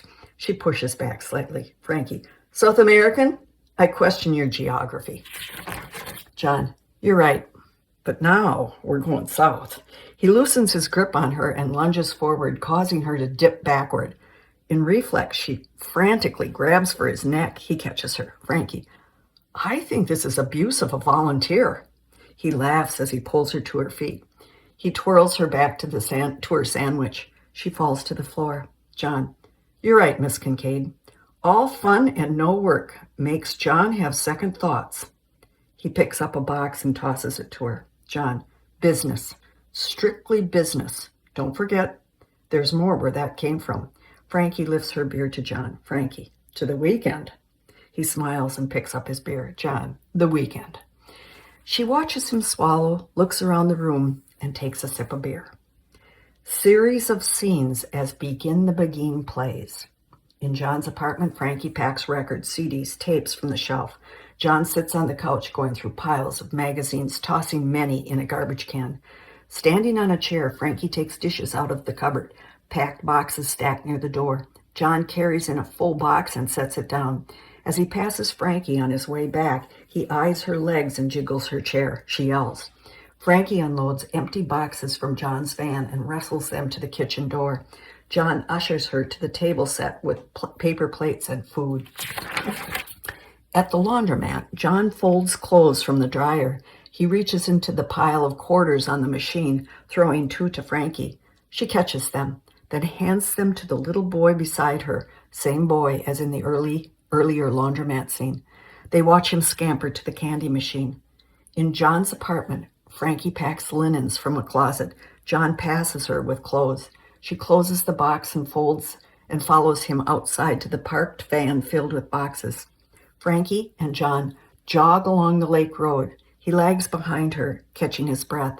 He reaches for her arm to slow her down. He pulls her back, and the jog slows to a hand-in-hand walk. The sun is setting. Interior Frankie's car, afternoon. Frankie holds the phone to her ear while she's looking at her watch. Frankie, Todd, I've been holding for 5 minutes. Don't start the going away party without me. Tell Nutsman to hang around. I bought a cake. I figured we'd surprise John while he's on the air. Maybe even get him to say goodbye. Todd filtered. Frankie, listen to me. I want you to come back to the station now. When you get in your car, turn off the radio. Frankie, what's going on? Todd, I'll tell you when you get here. Frankie hangs up the phone. Radio station moments later. Frankie enters with the cake. Betty talks on the phone at the desk. Briskly, John walks down the hall to her. Frankie attempts to hide the cake, but he approaches too quickly. Frankie, John, this was a surprise. He takes the cake from her with one hand, guiding her down the hall to her office with the other. John, we've had news about Stillman. Interior Frankie's office. She sits nervously, fingering her purse. Frankie, they caught him. John, no. Frankie, they know where he is? The introduction of Minnesota News Network plays over the speaker. Radio announcer filter. The story leading Minnesota News Network is this week's brutal murder of a rural Spring Lake County woman. We go to Todd Tyler at KSLN for an update of the developments. Radio, Todd filtered. Last night, between the hours of 1 and 4 a.m., a 30-year-old woman living in a farm on County Road 2 was killed with stab wounds to her neck and abdomen. The woman's name is being withheld pending notification of next of kin. Todd appears in the door looking apprehensive. He glances at John, then Frankie. Both men watch Frankie's frozen face. Radio, Todd filtered. Fingerprints taken from the murder weapon matched those of escaped murderer Robert Stillman. Anyone, with information pertinent to the investigation is asked to contact Spring Lake County Police. This is Todd Tyler, KSLN, Spring Lake, Minnesota. Frankie encircles her shaking body, her eyes squeezed tight. Flashback to scene in dream. The knife protrudes from her sister's body in the bloody bathroom. Return to scene. John and Ted helplessly watch Frankie. Betty enters, holding a knife. Betty, let's cut the cake. Frankie looks up at her. John and Todd stare at Betty. Interior Frankie's living room evening. Frankie, wearing her bathrobe, nestled in John's arms on the couch, a box of tissue at arm's length. Charlie perches on her finger. She lifts him to her face. Frankie, give me kisses, Charlie. She releases him. He flies to his cage. John, Frankie, you gotta talk about this. I can't sit here and watch you cry until I leave. Frankie, just hold me. He puts his arms around her. John, you're gonna be all right. Cops are going by all night. He releases her. Frankie, please hold me. John, come on. Tell me what happened. It'll help both of us. She clears her throat and nods. Frankie, 3 years ago, my sister was staying with me. I came home and found her murdered in the bathroom. They didn't know if it was robbery and she got in the way, if he was after me or whatever. They caught the guy, Stillman. He pleaded insanity. There seemed to be no motive. I did pretty good for about 6 months, but by the end of the trial, all the craziness just started to eating at me. Frankie goes to the window and watches a car drive by, trying to regain her composure. Frankie, at first, it was just the color red. It made me sick, all the blood. Then I thought I was being watched and followed. I would hide, try to disguise myself. I wouldn't go out at night. Then the day got difficult. Eventually, I couldn't go to work. She turns back to him, tears in her eyes. Frankie, when my mother found me, I'd been under the bed for 2 days. I was skin and bones, laying in my own waste. He crosses the room to her and encircles her with his arms. Frankie, I was really sick, John. The clinical diagnosis was scopophobia, fear of being watched or followed. I ended up in a place where they'd wipe my nose because I didn't know it was running. She grabs a tissue from the table and wipes her nose. Frankie, I have to hold on until they get Stillman. I can't let him do this to me again, and I'm afraid he will. She whimpers. He ushers her back to the couch and once again nestles her in his arms. John, shh, take it easy. I've got something for you. He reaches in his pocket, takes out a cassette, and puts the tape in the player. The Brahms waltz plays. Frankie, the La La song, the song that chases bad dreams away. He nods. She kisses his cheek. John, what do you want me to do, Frankie?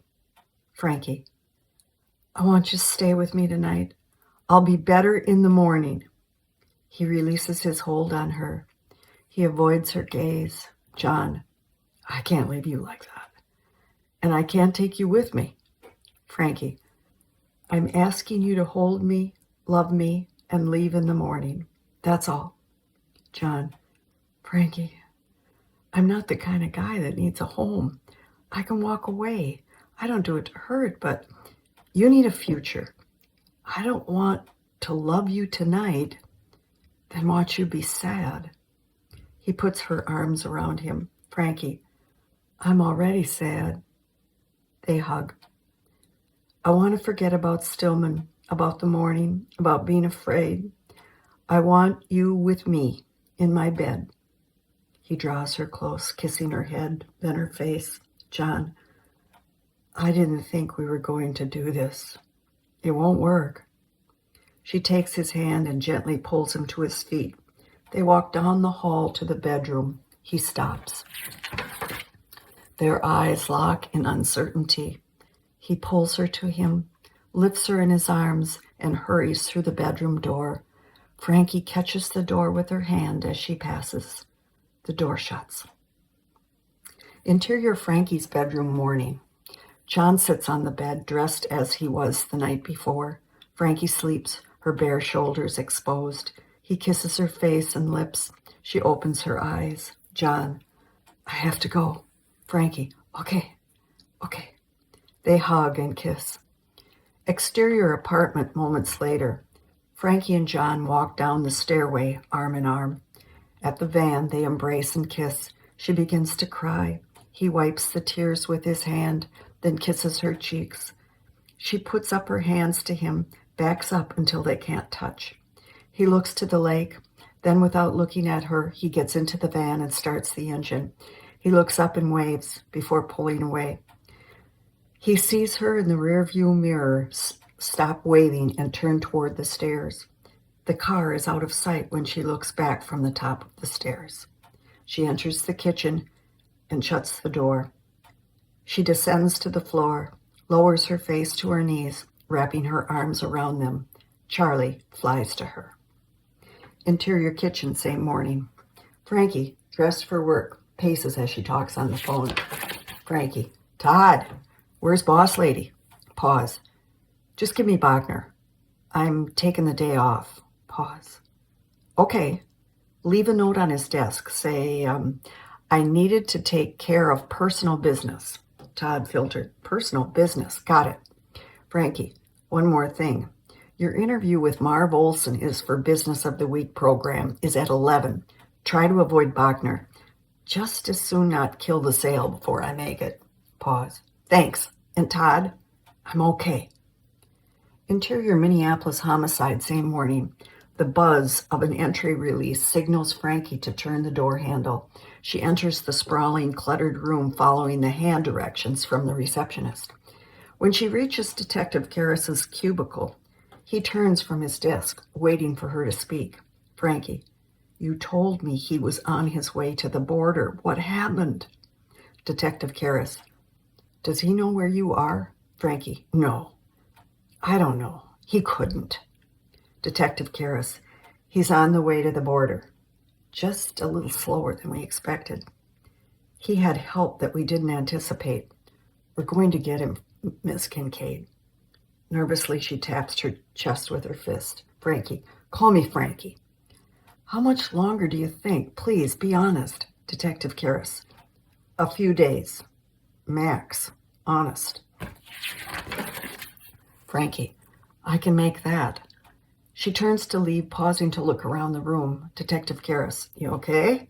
Frankie, I was afraid of this room.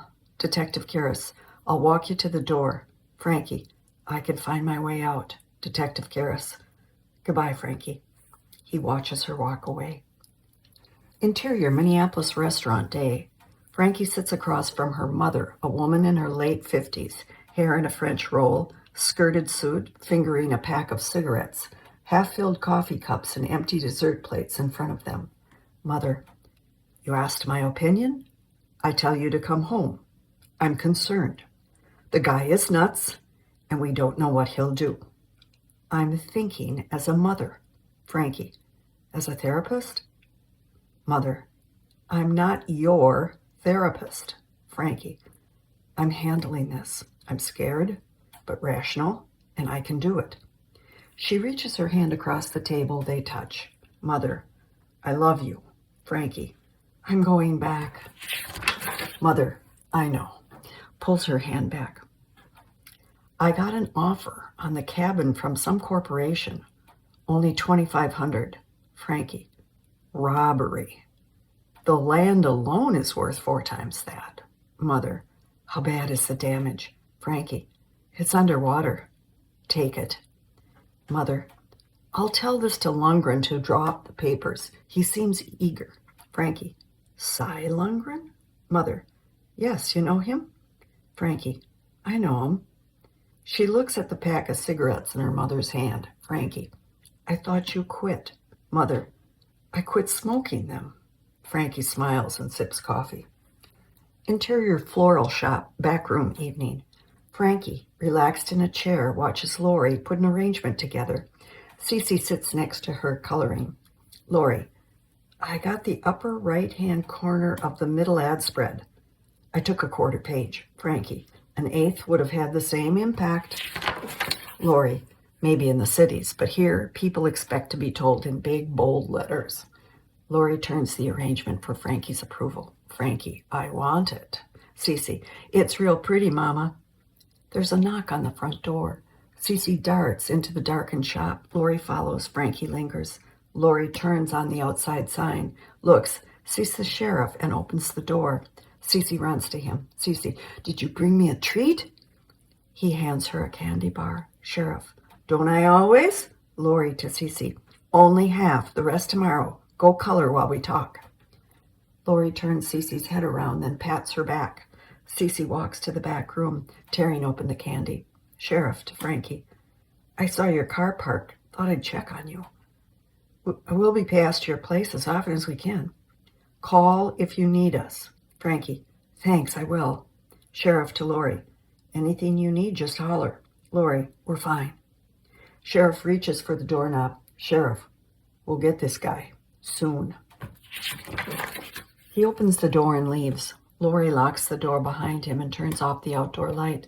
Only the light from the back room shines. Lori, he's worried. Frankie, especially about you and Cece. They head back to Cece. Lori, he wants to marry me. Frankie, seems like a nice man. Lori, very nice. I just need to be sure he wants to marry me and Cece, not Liz's sister. He was nuts about her. They enter the back room.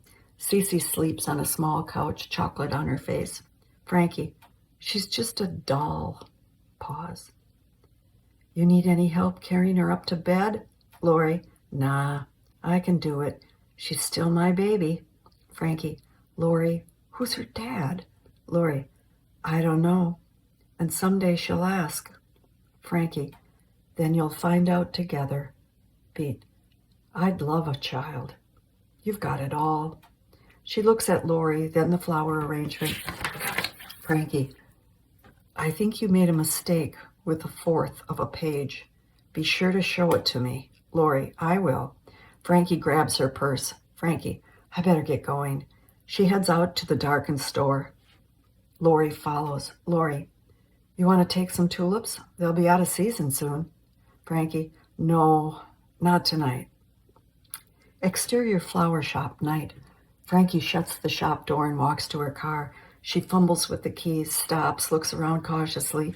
Just as she's about to unlock the door, she spots Bachner and Cy Lundgren talking outside Lundgren Real Estate.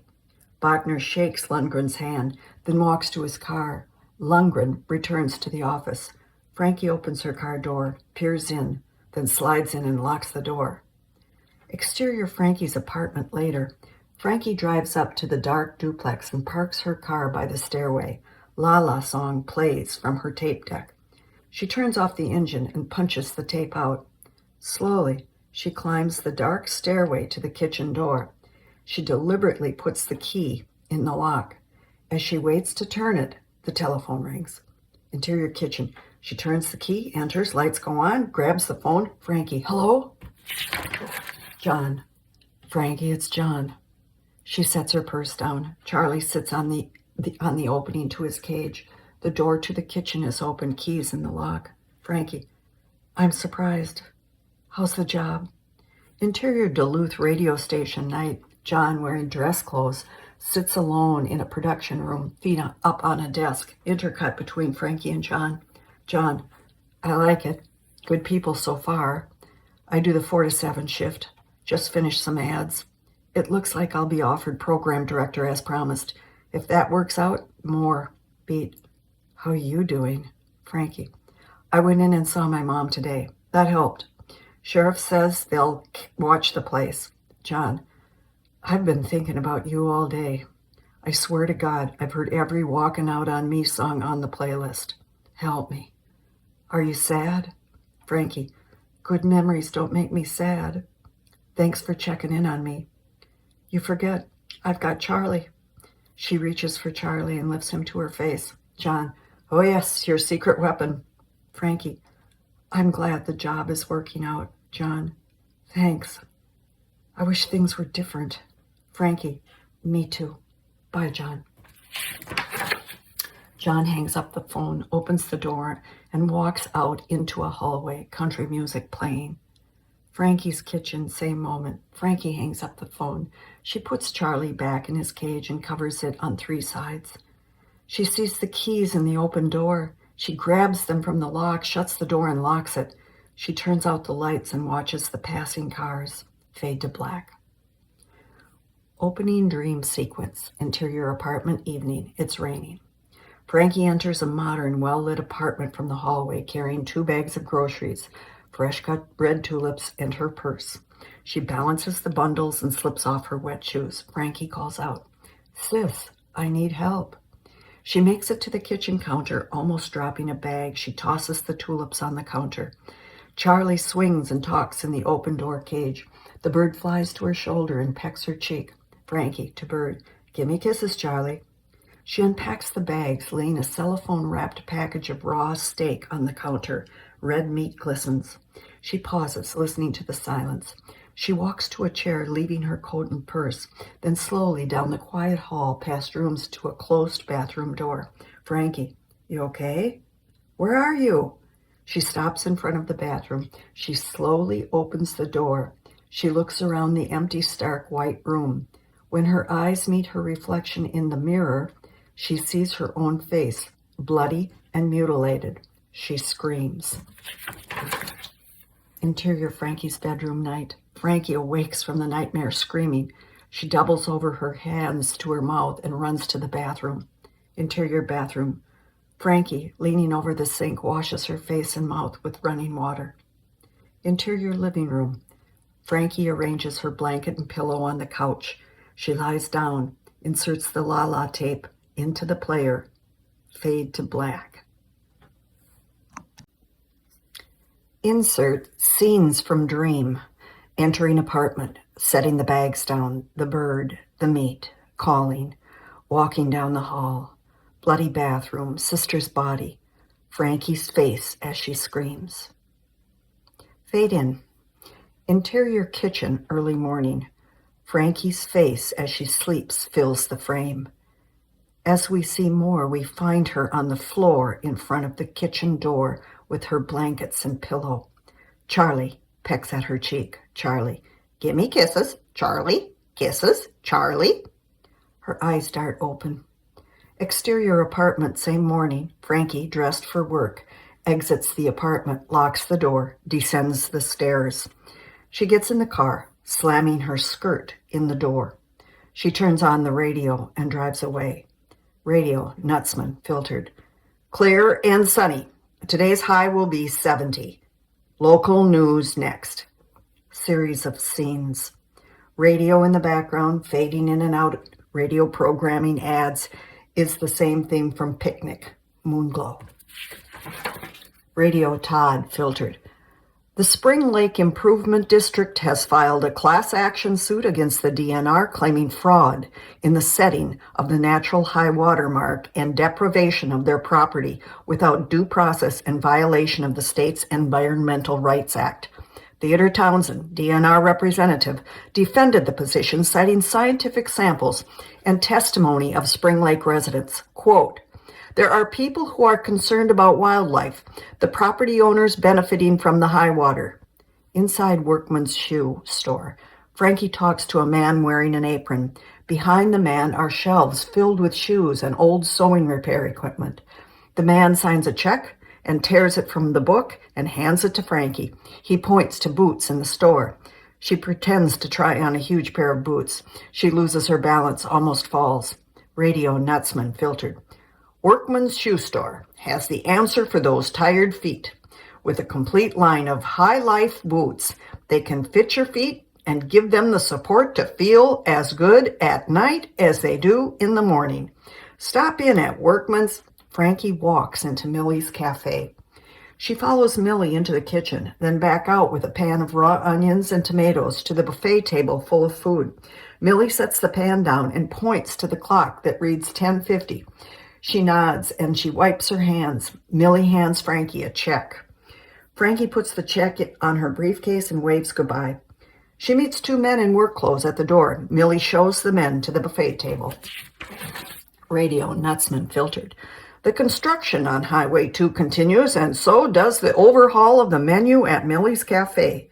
Added to the special $3.99 construction burger is the new all-you-can-eat black top buffet. So reroute your appetite and follow the bulldozer on Highway 2 to Millie's Cafe for the best deal on a noon meal. Frankie, at the counter in the grain elevator, holds a notebook calendar. She points to various dates.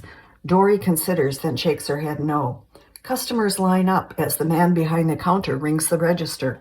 A huge poster of Dory hangs on the wall. The caption reads, "Meet the new star at KSLN." The caption from the balloon in her mouth reads, "Moo." Radio, Dory Lemke, filtered. Hi, this is Dory Lemke from Spring Lake Feed and Seed. With spring planting completed, it's time to pay attention to the milk cows and feeder pigs. With 20 years experience helping livestock owners increase their yield, we've come to be known for our high-quality supplements and custom feeding mixtures. Come on in. Frankie drives into North Star Auto. At the door, she is greeted by Marv Olson. He shakes her hand eagerly, and they walk through the showroom. Radio, Todd, filtered. Welcome to our new series, Business of the Week. Our guest today has been active in many community projects over the past 30 years and is known to many of us that have grown up in Spring Lake as the Chamber and Commerce Santa Claus. Welcome, Marv Olson, owner of North Star Auto. I've got to tell you, Marv, it broke my heart when I was 5 and found out it was you behind those whiskers and not the man from the North Pole. Marv, filtered. Come on out to the lot. Pick out a car. I'll give you a deal and make it all up to you. Interior Marv Olson's office moments later. Frankie, with her file and tape of North Star Auto, sits across from Marv, who is glued to the radio on his desk. Radio, Todd, filtered. It's been our pleasure to help North Star Auto kick off its 25th anniversary celebration. Thanks, Marv, for staying local and helping the folks of Spring Lake County buy the service transportation for the past quarter century. Marv claps his hands, then turns off the radio. Marv, that Todd's a bright kid. Frankie, yep. I think you'll like the ad he put together for you. Frankie slides the tape in the player. Marv leans back to listen. A mechanic comes to the door to talk. Marv waves him away. Amused, the mechanic leaves. Tape, Todd, filtered. It's not just a celebration. It's a quarter century worth of celebration going on at North Star Auto. It's not just for a day, a month. All cars and stocks, even new cars, are the lowest prices of the season, maybe the century. For the deal you have been waiting for at the place you can trust, the time is now. Bring your trade into North Star Auto and drive home the car you want at the price you want to pay. North Star Auto, deal of the century. Frankie stops the tape. She opens the folder to a contract and pushes it to Marv. He holds his chin, doesn't move. Marv, who says I'm going to start? Frankie, Marv, you're too smart to let this opportunity pass. Use it. The telephone rings. He answers. Marv, yeah? Pause. I thought it sounded pretty good too. Pause. Anytime. I'll be here. Thanks for the call. He hangs up. Frankie pushes the contract to him. Frankie, 3 30-second ads a week for 13 weeks. Change the copy as often as you want. Maybe stress the service department. Rotation during the local news and weather. Something you can't get in the cities. Let's do it, Marv. Marv picks up the pen from the desk. Marv, I want my name in all the ads. Frankie, it's done. Marv signs where Frankie points. Interior radio station, late afternoon. Frankie walks in and finds Betty busy at the desk, which is covered with books, envelopes, bills, etc. Over the speaker, the song Stormy Weather plays. Frankie digs out the collected checks from her briefcase. Frankie, the fruits of my labor. She hands Betty the checks. Betty hands her an envelope. Frankie, what's this? Betty, your commission check. There will be more once I deposit these. You and Bob did agree on straight commission. Frankie opens the envelope. Frankie, right, money. Betty, oh, Frankie. I couldn't help but overhear Todd and John. I hope they catch Stillman soon. This has to be driving you out of your mind. Frankie reluctantly. Thanks. Betty, Bob wants to talk to you. Frankie puts the unopened paycheck in her purse. She picks up her things and heads to Bachner's office. Betty watches her open the door, look in, and returns to the lobby. Frankie, where is he? With a serious face, Betty points to the speaker. Frankie looks at the speaker for an instant, then exits down the hall to her office. Radio, Bachner, filtered. Temperature is currently 68 degrees with a nice breeze from the west. Local news and sports follow after these words from our sponsors. She enters her office and turns off the speaker. She dumps out the box of cassette tapes on the desk, then opens her briefcase and pulls out file folders. Bachner hastily enters and shuts the door. Bachner, I don't like to be had. I don't like being used. I don't like an asshole like Olson getting free time off me. I should have been told about that interview. I don't take shit from that man. Frankie, do you take his money? She opens North Star auto file, hands him the contract. Frankie, or is that shit too? Bachner, leaning against her desk, assesses the contract. Bachner, I don't mind taking anybody's money. There's a knock at the door and Betty peers in. Betty, Todd's done with the news. Bachner leaves in a hurry. Betty follows. Bachner calling, keep the asshole on the air. Frankie sits down, takes a deep breath, then starts to sort through the tapes. She finds what she's looking for and inserts it in the tape player. Todd enters as the tape plays. Tape, Liz's voice. Hey, Bob, this is a good idea. Cy says he wants to use it. As per our agreement, I'll be taking over Lundgren's account. Here it is. Cece's voice. We just moved to Spring Lake, and I sure like the house my mommy and daddy picked out. The nice man at Lundgren Real Estate helped us find a place with a park right across the street. It even has a slide. Frankie turns off the tape. Frankie, we ever run that ad? Todd, I don't remember it. Frankie, anything on Stillman? Todd, nope. Frankie, I need a Muni night. Let's celebrate business of the week. Which reminds me. Frankie pulls out a $20 bill from her purse and hands it to Todd, then tosses him a cassette tape. Todd, you sold my buddy Santa. Frankie, yeah. Santa wants his name in all the ads. Maybe at the end, whatever. He wants you to do them. You got time? Todd fingers the $20 bill. Todd, this should last a while. But about a Muni run, how about a Muni run in an hour? I've got to put B&B Inc. in the bank. Frankie, what's a B&B Inc.? Todd, you get a paycheck? She nods. Todd, B&B Inc. Muni in an hour.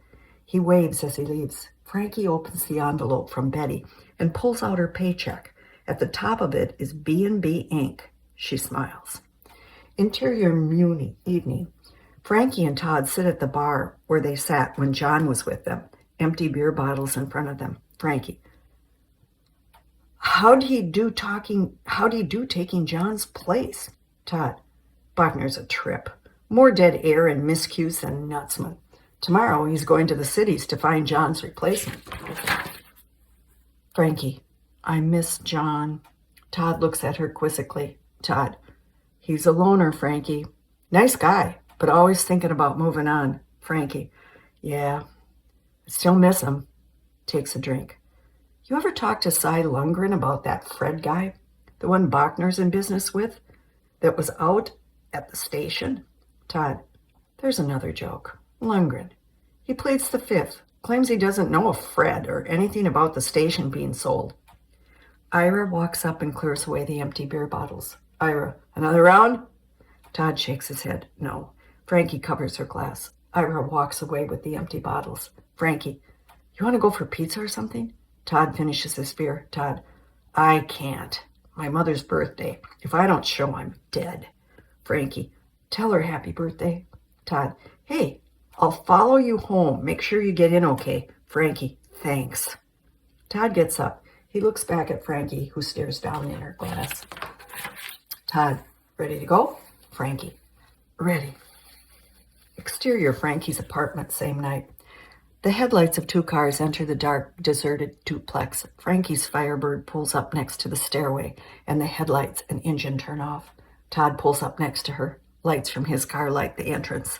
She exits her car and climbs the stairs, purse on her shoulder, keys in her hand. She reaches the door and brings the key to the lock.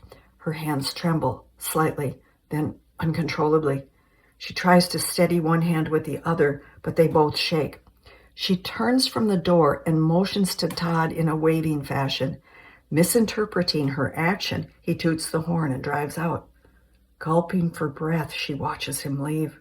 Once again, she tries the lock, but her hands shake violently. With discipline, she descends the stairs to her car. She struggles to open the car door. Bathed in the dome light, she relaxes on the car seat. Interior City Park morning. The sun, rising over the lake, makes the dew sparkle on the flowers that line the path to the public restroom.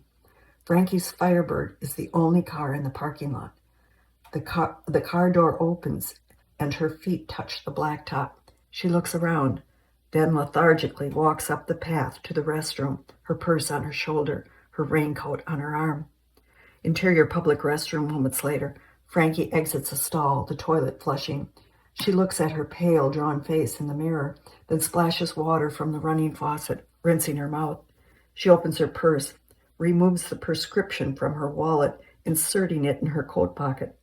She unfolds a large scarf, carefully tying it under her chin, then removes sunglasses from a case and covers her eyes. She glances in the mirror, picks up her purse and coat, and turns to leave. She turns back, stoops down, scanning under the empty stall doors. Interior telephone booth, Main Street, moments later. Frankie, wearing the coat, scarf, and gloves, dials the phone. She watches the street while waiting for an answer. Frankie, Mom, it's me. I'm coming in to see you this morning. Pause. You'll see when I get there. I may stay. I love you. She clicks the receiver, holds it down for a moment, then dials again. Todd, filtered. Good morning, KSLN. Frankie. It's Frankie. I need to talk to Bachner. Todd, filtered. He's in the cities today. Frankie. Oh, that's right. Give me Betty. Todd, filtered. She's picking up mail at the post office. What's going on? Frankie. Just tell her I won't be in. Yeah, I won't be in. Todd, filtered. You okay? Frankie? Frankie hangs up while Todd is talking. She reaches into her pocket and takes out the prescription. She looks across the street at the prescription sign. Interior drugstore, moments later. At the drug counter, the pharmacist holds out a small white bag to Frankie as she scans the store. Pharmacist, Miss Kincaid, your prescription's ready? Miss Kincaid? Frankie, oh, yes. I'm on my way to the cities. I guess my mind is thinking about driving. Methodically, she takes the prescription out of the bag, opens her coat, and puts the bottle in her skirt pocket. She fastens her coat back up. Pharmacist, is there a problem? She walks away without answering. He watches her walk out of the store into the street. Exterior drugstore. Betty, carrying a mail bag, sees Frankie leave the drugstore and get into her car and drive away. Betty peers into the drugstore window, then enters. Interior Minneapolis homicide, same morning. Still in disguise, Frankie enters through the electronic door, stirring attentive looks from the detectives. She walks to Detective Karras's cubicle. She interrupts a group huddled over the desk looking at a map. Detective Karras looks up at Frankie. The group falls silent. Frankie, I think I'm being followed. Detective Karras, we almost got him, Frankie. Frankie, could he be following me? Detective Karras, no, he's up north. Detective Karras takes her by the elbow and ushers her away. Detective Karras, you've got to hang in there. Frankie, I know. Let me know as soon as you get him. She turns and walks to the door. He follows. Detective Karras, where are you going? Frankie, Mom's. Detective Karras, good. He opens the door for her and watches her walk away. Exterior clinic, same morning. Frankie drives into the parking lot of a large building. A sign reads, Metro Family Counseling Center. She gets out and locks the car, then walks to the entrance. Just before she reaches the door, she stops, looks around, then up to a window where her mother waves. Interior mother's office. Frankie, still in her coat, glasses, etc., looks out the window. Her mother pours coffee into mugs on the desk. She opens a bag and takes out a sandwich. Mother, when's the last time you ate? Frankie, maybe last night. She hands her the sandwich. She starts to sit but stops and removes her sunglasses. Mother, I think that's a good idea. Frankie removes the scarf and coat. She sits down. Mother, eat. What happened? Frankie takes a bite and a drink of coffee, relaxing. Frankie, I couldn't go home last night.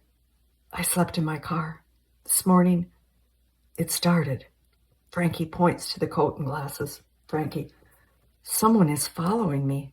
Maybe I'm getting sick again, but someone is following me. The mother calmly drinks her coffee. Mother, why would you think you'd be safer in your car? Frankie, the man that lived downstairs moved away. I've been alone. The mother gets up, grabs her pack of cigarettes. Mother, so this bit of information just slipped your mind? Listen to me. Anyone would be afraid to stay alone. I've been here for a week. The security is better. This guy is crazy. Why are you making this a test of your progress? Frankie, because it is. Detective Kara says Stillman isn't following me. So if I'm doing this to myself, I've got to stop. Mother, call your doctor. Get a prescription. A little help. Frankie, I filled it this morning. She touches the pocket on her dress. Tears form in her eyes. Frankie, I've got to do this on my own. If I don't, there'll be another Stillman, real or imaginary. Isn't that how this works? I gotta go back, don't I? Her mother crosses the room and wraps her arms around her. Mother, no, you don't. But if you do, don't be alone in that apartment. Promise? Frankie breaks the hold. Frankie, I promise. Frankie walks to the mirror on the wall, wipes the tears from her face, and adjusts her hair. Mother, I hate him too, Frankie. He took one of my daughters, and I'll fight to the finish before he gets the other. Frankie turns from the mirror to her mother with a smile. Frankie, don't go crazy on me, Doc. Her mother smiles back. Frankie retrieves her purse, coat, scarf, and the sandwich. When she reaches for the glasses on the desk, she notices the purchase agreement for the cabin with the name B&B Inc. on it. Frankie, B&B Inc.? Is that the corporation that's buying the cabin? Mother, yes. Could you drop that off at that Logline guy's office? Frankie folds the paper and puts it in her purse. Frankie, sure. She gives her mother a hug. Mother, you call me. I mean it. Frankie hugs her goodbye. Frankie, I'll make it. She smiles, bites into the sandwich, and walks out. Her mother stares at the empty doorway and tears open the pack of cigarettes. Exterior, Spring Lake afternoon. Frankie drives into Spring Lake. A billboard on the road reads, KSLN 1440, for the best memories of your life. The La La song plays. She parks in front of Lundgren's office. She ejects the tape, checks the street, and gets out of the car, locking the door. Interior, Lundgren's office moments later. The receptionist hands Frankie a cup of coffee. Lundgren enters the room from his office. Lundgren, Ms. Kincaid, rent's not due. Frankie, this has nothing to do with my place. I'm here for my mother. He accompanies her to his office and shuts the door. Frankie sits down. He follows her action. Lundgren, your mother moving to Spring Lake? Frankie retrieves the purchase agreement from her purse. Frankie, no, I'm delivering this for her. She said you were eager for her to sign the agreement. He looks at the paper briefly, then puts it away. Lundgren, I'll take care of it. Pause. Was there anything else? Frankie, I would like to contact my landlord. Lundgren, anything I can do? Frankie, yes, give me the name and address. Lundgren, of course, of course. He pulls out a folder. He sits at the desk and writes the name on a sheet of paper and hands it to her. Frankie, B&B Inc. Is it some sort of secret that Bob Bachner owns real estate? Lundgren, of course not. Bob just prefers that I handle the properties, so he's free to concentrate on the station. Frankie, properties? Lundgren, well, over the years, for example, the duplex you're in. No one was interested in buying it after the land around it sold, so Bob fixed it up for people he employed at the station. Inexpensive rent, good housing. It's worked well. Frankie, I think it's worked very well. He buys property no one else wants. Cheap. Lundgren, exactly. Frankie gets up and straightens her skirt. Her hand passes over the bottle of pills in her pocket. She puts her purse on her shoulder and extends her hand to shake. Frankie, thank you for answering my questions. She heads for the door. Lundgren opens it for her. They walk to the lobby. Lundgren, anything you or your mother need, I'm here. Frankie, I'll tell her. Pause. There is one thing. I have an idea for an ad campaign that would combine print, radio, and billboard. All I need is a few minutes to pitch it. Lundgren, Bob takes care of the radio. Has for years. If you talked to him, maybe we could incorporate your ideas. Frankie, I'll do that. Then again, your business seems to be flourishing without my help. He opens the door. Frankie, have a nice day, Mr. Lundgren. Lundgren, thank you, Miss Kincaid. Exterior Lundgren's office, same. Frankie heads across the street to her car, parked in front of Spring Lake Floral. She unlocks her car door, impulsively looks back at Lundgren watching her. He closes the door. Interior floral shop moments later. Lori sits on the couch in the back room. Frankie rummages through her purse. Lori, you look like you've been up all night. Frankie, I slept, but not in a bed. Can I stay here until this thing with Stillman is over? I was so scared last night I slept in the park. My back seat is very uncomfortable. Lori, you crazy lady. You should have stayed last night. It's pretty small upstairs, but you can have the couch. Frankie finds the tape and inserts it into the recorder. Frankie, thanks. I really mean it. B. I ran across this tape of Liz's. It has Cece doing an ad for Lundgren Real Estate. That's Bachner's account. Did they work it together? Lori, I doubt it. She hated Bob and Betty. Frankie presses the play button. Tape, Liz's voice. Hey, Bob, this is a good idea. Says he wants to use it. As per our agreement, I'll be taking over Lundgren's account. Here it is. Cece's voice. We just moved to Spring Lake. Frankie stops the tape. Lori, she sounds so cute. Frankie, yeah. What was the agreement Liz was talking about? Why was Bachner giving her Lundgren? Lori, I'm not sure. Bachner told her if she came up with good ideas and the client liked them, they were hers. Frankie, doesn't make sense. Lori, all I know is that after she lost money on her lake home, she worked hard at the station to get out of debt. She'd just redecorated the whole place, and it started to go under. Frankie, who bought her home? Lori, a corporation. Frankie ejects the tape. Lori, can I hear the rest of it? Frankie, oh, sure. Frankie puts the tape back down and presses play. Tape, Cece. I sure like the house my mommy and daddy picked out. The nice man at Lundgren Real Estate helped us find a place with a park right across the street.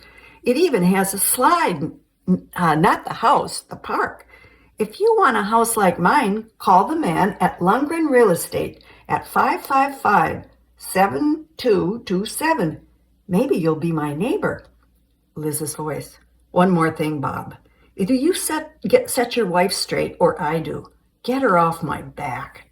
Frankie stops the tape. Lori, I need to get her a house.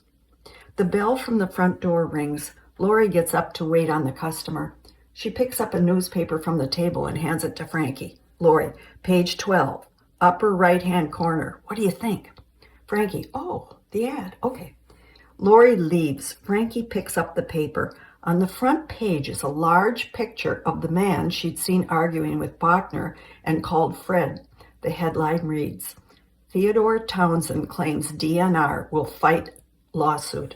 Frankie to herself, Fred.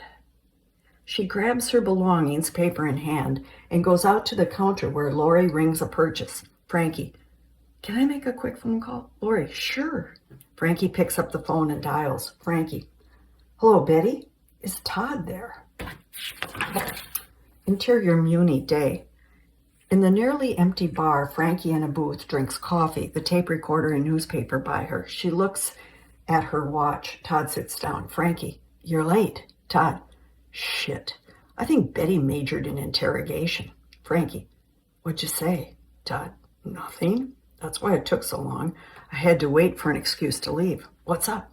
Frankie pushes the newspaper in front of Todd. Frankie, this is Fred. Bachner called him Ted. I heard Fred.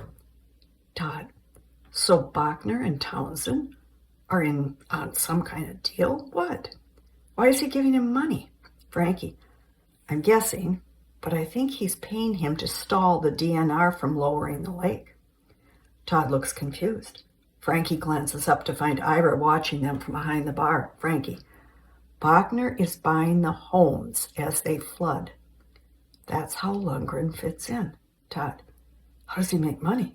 Frankie, as soon as the lake is lowered, the property will be ready for redevelopment. Prime lakeshore 50 miles from the cities. It's worth a bundle. Todd, this could be jail time. I need proof. Frankie, I think with some digging, I'd start with Lundgren. Todd stands up in a hurry. Todd, I'm on my way to the sheriff. Frankie grabs his sleeve and pulls him back. Frankie, there's more. I think Liz was blackmailing Bachner by demanding accounts. Todd, what? Frankie, my mother just sold her cabin to B&B Inc., as did Liz. When Liz saw the buyer's name on the contract, she got curious, just as I did. She probably saw Bachner and Townsend together, as I did. Now, you and John thought he was having an affair with him. Todd, she was making demands. She wanted the money. She knew about the microphone, so she was careful. Frankie, she dated the sheriff. Bachner knew it was illegal. Todd, he couldn't stop her, so he gave her accounts. Looks Frankie in the eyes. And when she died, it stopped. You think he killed her? Frankie, crossed my mind. Todd, shit, Frankie, I've got to get to the cops. She picks up the tape and hands it to him. Frankie, this may help. It's how I put it together. Todd takes the tape, looks at it for a moment, then puts it in his pocket. Todd, have you told anyone else about this? Frankie, no. If Bachner is capable of murder, I just assume this be our little secret. They get up from the booth and head for the door. Frankie, I'm going to my place to get my stuff and stay with Lori until Stillman is caught. If anything happens, let me know. Ira watches them walk out, then watches from the window. Exterior street, same. Frankie and Todd stand in front of the Muni. Frankie, tell the sheriff where to find me if he has questions. Todd, you're okay? You look like you could use some sleep. Frankie, I'll get that tonight. Get going. Frankie watches Todd leave, then down the street in the direction of her car, then back at Todd in the distance. Someone watching POV. Frankie walks across the street, gets in her car, drives away. Exterior duplex moments later. Frankie drives up, parks near the stairway to her apartment. Her raincoat, scarf, and glasses lie on the front seat. With her purse on her shoulder and keys in hand, she gets out of the car and climbs the stairway. At the door, with hesitation, she inserts the key. The phone is ringing. Interior kitchen continuous. She bounds in and answers the phone, stretching back to retrieve the key ring in the lock. Frankie, hello? John, filtered. Frankie, John. I've tried to reach you all morning. The cops have Stillman surrounded north of here. He's got a gun. They're trying to talk him out. Honey, it's over. Frankie, you're sure? John, filtered. It's on the wire. Frankie, thanks for calling. You know, if you were here, we'd celebrate. She sets her purse and keys on the counter next to Charlie's cage. She glances at the cage. Her face freezes. Charlie lies dead on the bottom of the cage. The cage door is closed. John, filtered. Send me pictures. I'll put them up on the wall and play my KSLN music. Pause. Frankie? Still there? Frankie. John, someone's been here. They killed Charlie. John filtered. Wait a minute. Maybe he just hit the wall, had an accident. Frankie. He's in his cage. The door's closed. It's always open. John, someone's been here. I leave it open. She opens the door, reaching for the dead bird, but is immobilized when she hears keys jingling behind her. She turns. Betty stands, dressed in Frankie's coat, scarf, and glasses. Frankie drops the phone. The receiver dangles. John filtered, yelling, Frankie! Frankie? Frankie! Betty. You look ridiculous. Who do you think you were fooling? Do you think these rendezvous with Bob would go unnoticed if you wore a disguise? Frankie. Betty, you don't understand. Betty closes the door. She reaches for the telephone, clicking off John's voice, but leaves the receiver dangling. She removes the sunglasses, then throws them with the keys on the table. Betty. No, Miss Kincaid, you don't understand. I don't play the fool very well. Frankie. You've misunderstood. Bob and I aren't. Betty walks towards Frankie. Betty, I've watched you. I've seen you together, always behind closed doors. This is not the time to pretend. I'm not buying your innocent act. We're alone. Looks at the dead bird. Or hadn't you noticed? Frankie looks at Charlie. Her hands shake as Betty walks closer. Frankie retreats toward the hall that leads to the bathroom. Frankie, why did you kill him? Why did you kill my Charlie? Frankie backs away, tears in her eyes. Betty, the bird? It was an accident. I was looking for you. It seems Cy forgot to tell you no pets allowed. Frankie stiffens her arm on the kitchen chair. Frankie, Betty, sit down. Call Bob. We'll straighten this all out. You're upset and there's no reason to be. We only talk business. Always business. Betty grabs the chair out of her grip and throws it across the room. She bolts towards Frankie. Betty, you don't get it. This isn't up for negotiation. It's over.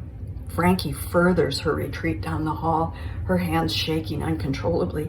She struggles to get away from Betty and her loud, angry words. Betty, just because you're some pretty thing that with experience, don't think you're the first. They all think you're the first. The one true love. I'm the first and I'll be the last. Frankie flees to the bathroom, slams and locks the door. Interior bathroom continuous. Betty pounds on the door, her words resounding in the white, sterile room. Betty off screen. You bitch. Cheating bitch. I trusted you and you'll pay. That pretty little face of yours won't be so pretty. Frankie turns on the water, drowning out Betty's voice. Her shaking hands fill a glass of water. She reaches in her pocket for her pills, struggles with the cap, then puts two in her mouth and drinks. She grabs the sink, taking deep breaths. She raises her face to the mirror. The reflection shows blood splattered all over, reminiscent of her dream. She closes her eyes. Losing footing, she sinks to the sink. There is stillness, silence. Then, softly, the song Mac the Knife plays from the other room. Frankie opens her eyes, and the bathroom is white, normal. Frankie, Betty? Betty? Call Bob. You can trust Bob. It's me you don't trust. He loves you. Frankie waits, but there is no answer. She gets up and unlocks the door. Slowly, she opens the door and walks down the hall. Interior kitchen continuous. The music becomes louder as she gets closer to the kitchen. Betty suddenly appears in view, her hands at her side. Betty, music always calms me. Frankie, you're making a mistake, a terrible mistake. My God, Betty, it's not true. Betty mocking. My God, Betty, it's not true. Defiantly, you wouldn't know the truth. Stabbed you in the heart. You owe me. Betty raises her hand holding a large butcher knife. Betty, thanks Stillman for the method of payment. Liz had to drown. Frankie, they'll know it's not Stillman. They'll know. Betty, maybe, but they won't know it's me. I'm going to be the one to discover the brutally murdered Miss Kincaid. She raises the knife and plunges it towards Frankie. Frankie falls to her knees as Betty's feet and heaves, throwing up all over her legs and feet. Betty drops the knife as she yells in disgust, wiping the vomit with the sleeve of the raincoat. Weeping, Frankie crawls to the kitchen door. Her quivering hands land on the knife. She holds it for a moment, then pushes it out of the way. Betty grabs her skirt to pull her back. Betty, I hate you. Hate you! Frankie squeals in fright, but continues to crawl to the door, dragging Betty. Betty sees the knife in the middle of the room and tries to get it with her foot without letting go of Frankie's skirt. As Frankie pulls closer to the door, she also drags Betty closer to the knife. Finally, Betty lets go of Frankie and lunges for the knife. Frankie scrambles for the door when she feels the release of Betty's grip. Betty thrusts the knife at Frankie, cutting through her clothing. Frankie curls up at the door and whimpers. Frankie, don't kill me. Please don't kill me. Betty, poor pretty girl. I like the begging. Betty raises her arm to sink the knife into Frankie. Frankie screams. Then with all her might, she pushes her hands and legs against Betty, knocking her over. With Betty on the floor, Frankie pulls herself up and opens the door. Betty grabs her skirt, pulling her back with one hand, the knife slashing wildly with the other. Frankie grabs Betty's wrist, pulling her onto the landing of the outdoor staircase. Exterior staircase continuous. Frankie slams Betty's hand, clenching the knife against the wooden railing. Betty jams her knee into Frankie's stomach. Frankie releases her hold on Betty and falls back against the railing, causing it to splinter. Betty, filled with rage and desperation, raises the knife to kill Frankie. Frankie reaches for a piece of a broken railing. When Betty comes toward her with the blade, Frankie swings the wood, hitting her on the side of the head. Betty screams in pain as she falls over Frankie onto the broken railing. The railing cracks and bends away from the landing. Betty tries to push herself away from danger, but the force of her attempt causes the railing to give way. As she begins to fall, she grabs Frankie's skirt, pulling her off the landing, the knife still in her hand. Frankie falls down a few steps, but manages to hold onto a secure portion of the railing. Both women dangle from the stairway. Frankie kicks with all her might, trying to free herself. Betty, still swinging the knife, gashes Frankie's leg. Blood falls onto Betty's face. She screams, Betty, you bitch. In an attempt to wipe the blood out of her eyes, she loses the grip on the skirt and falls. The wail of police sirens become louder and louder until a squad car pulls into the driveway. Todd jumps out and races up the stairway to Frankie. He bends down and pulls her to the landing. She clings to him. Todd, Frankie, it's okay. Take it easy. The sheriff turns Betty over. The knife juts from her stomach. Todd, she's dead. Frankie, how did you know she was here? Todd, John called. Frankie looks down at Betty, blood pooling on the ground. Frankie, I'm bleeding. Todd encircles her with his arms. Interior radio station day. Frankie, wearing jeans, talks on her office phone. Frankie, thanks. I'll be there in a few hours. She hangs up the phone, looks around the room, then turns out the light. She walks down the hallway with her briefcase. She pauses at Bachner's closed office doors to listen to the rise and fall of angry voices. From the speakers, laughing on the outside plays. She walks back to production and peers in the window of the closed door. Todd, wearing the headphones, sits with his back to her. She opens the door and touches his shoulder. He jumps and turns around. She waves goodbye. Todd, wait a minute. He hands her a pair of headphones. Todd, you got to hear this. Frankie puts them on. Bachner filtered. All I need is you to watch the station for a month. Everything is arranged. New people are coming in and the morning man is top notch. Lundgren filtered. I'm in real estate, not radio. Bachner filtered. One lousy month, for Christ's sakes. I've got a wife to bury. The Attorney General breathing down my back. Bachner's office, same. Bachner and Lundgren are nose to nose. Lundgren. I've done enough dirty work for you. Find another patsy. Bachner. Let's count up the money you've made off me. Patsy my ass. I'm taking the heat and you're walking away with your reputation. That could change. That could change overnight. You be here at 8 a.m. Lundgren. This is the last time I cover your ass. Back to scene. Frankie takes off the headphones and sets them down. Todd does the same. Frankie, I bet Bachner tries a call-in show from the pen. That would boost ratings. I'm sure Marv Olson would sponsor. Todd, you still going to testify against him? Frankie, yep. Wouldn't want to miss that call-in show. Todd, I'll walk you out. She opens the door. Radio, Nutsman filtered. Programming changes to note at KSLN. Not only will I be helping you start the day, but for the next week or two, we'll have Nutsman at night. She looks at the speaker. Frankie, goodbye, Ken Nutsman. They walk down the hall. Exterior radio station. Todd and Frankie approach the Firebird. Todd, thanks for the interview. The story went out to Minnesota News Network before Bachner fired me. We got him. To top it off, I hooked a job interview in the cities. She gives him a hug. She takes a last look at the station, then gets in the car. Todd, where are you going? Frankie, I've got to say goodbye to somebody. Todd, if you ever need me, need help. She nods and starts the car. Todd, keep in touch. Frankie, I will. Todd watches her drive away. Interior Duluth Morgue, day. The body POV, point of view. Frankie walks with determination around a body draped with a sheet on the coroner's table. Frankie, how many times was he shot? Detective Karras, off screen, 3. Continuing to circle. Frankie, which shot killed him? Detective Karras, off screen, the one to the neck. Frankie, was there a lot of blood? Detective Karras, off screen, yes. She halts and stares at the body.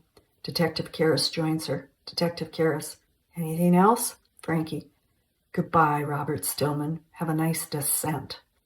She walks out of the room. He turns out the light. Exterior Duluth Police Department, day. Frankie and Detective Karras walk to Frankie's parked car, the Duluth Vista in front of them. Detective Karras, you heading back? Frankie, thought I'd stop in and say hello to a friend first. Frankie opens the locked door. Detective Karras, call if you need to talk. Frankie smiles. Thank you, Detective. I'll keep that in mind. She shakes his hand and gets in her car. She drives away. Interior, Duluth radio station later. From a hallway, Frankie looks through a glass at John organizing his carts and CDs. His back to her, music plays. A husky receptionist stares at her from across the lobby. John turns and notices Frankie. She smiles. He rushes to the door and pulls her in. John, how'd you get in here? They peek at the receptionist. Frankie, I told Broomhilda I was your fiancé. John takes her into his arms and kisses her again and again. John, I didn't think Todd gave you the message. He said you'd left. Anything you want. Married, boyfriend, lover, anything you want. She goes numb as he kisses her. Finally, he feels her uninvolvement and stops. Frankie, I didn't get the message. They stare at each other. The music stops.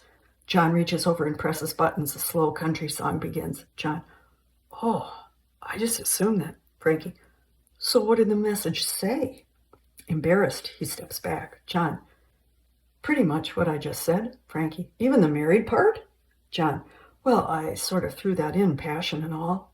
Frankie, wow, anything I want. You did say that. John, you said that. He hangs his head, not knowing where this is going. Frankie, I want one of those cute kids. Think that's a possibility? Considering passion and all. He looks up, beaming. John, well, I can't guarantee cute. Frankie sashays to him, putting her arms around him. Frankie, oh, our kids will be cute. She kisses him. The music swells. Fade out. The end.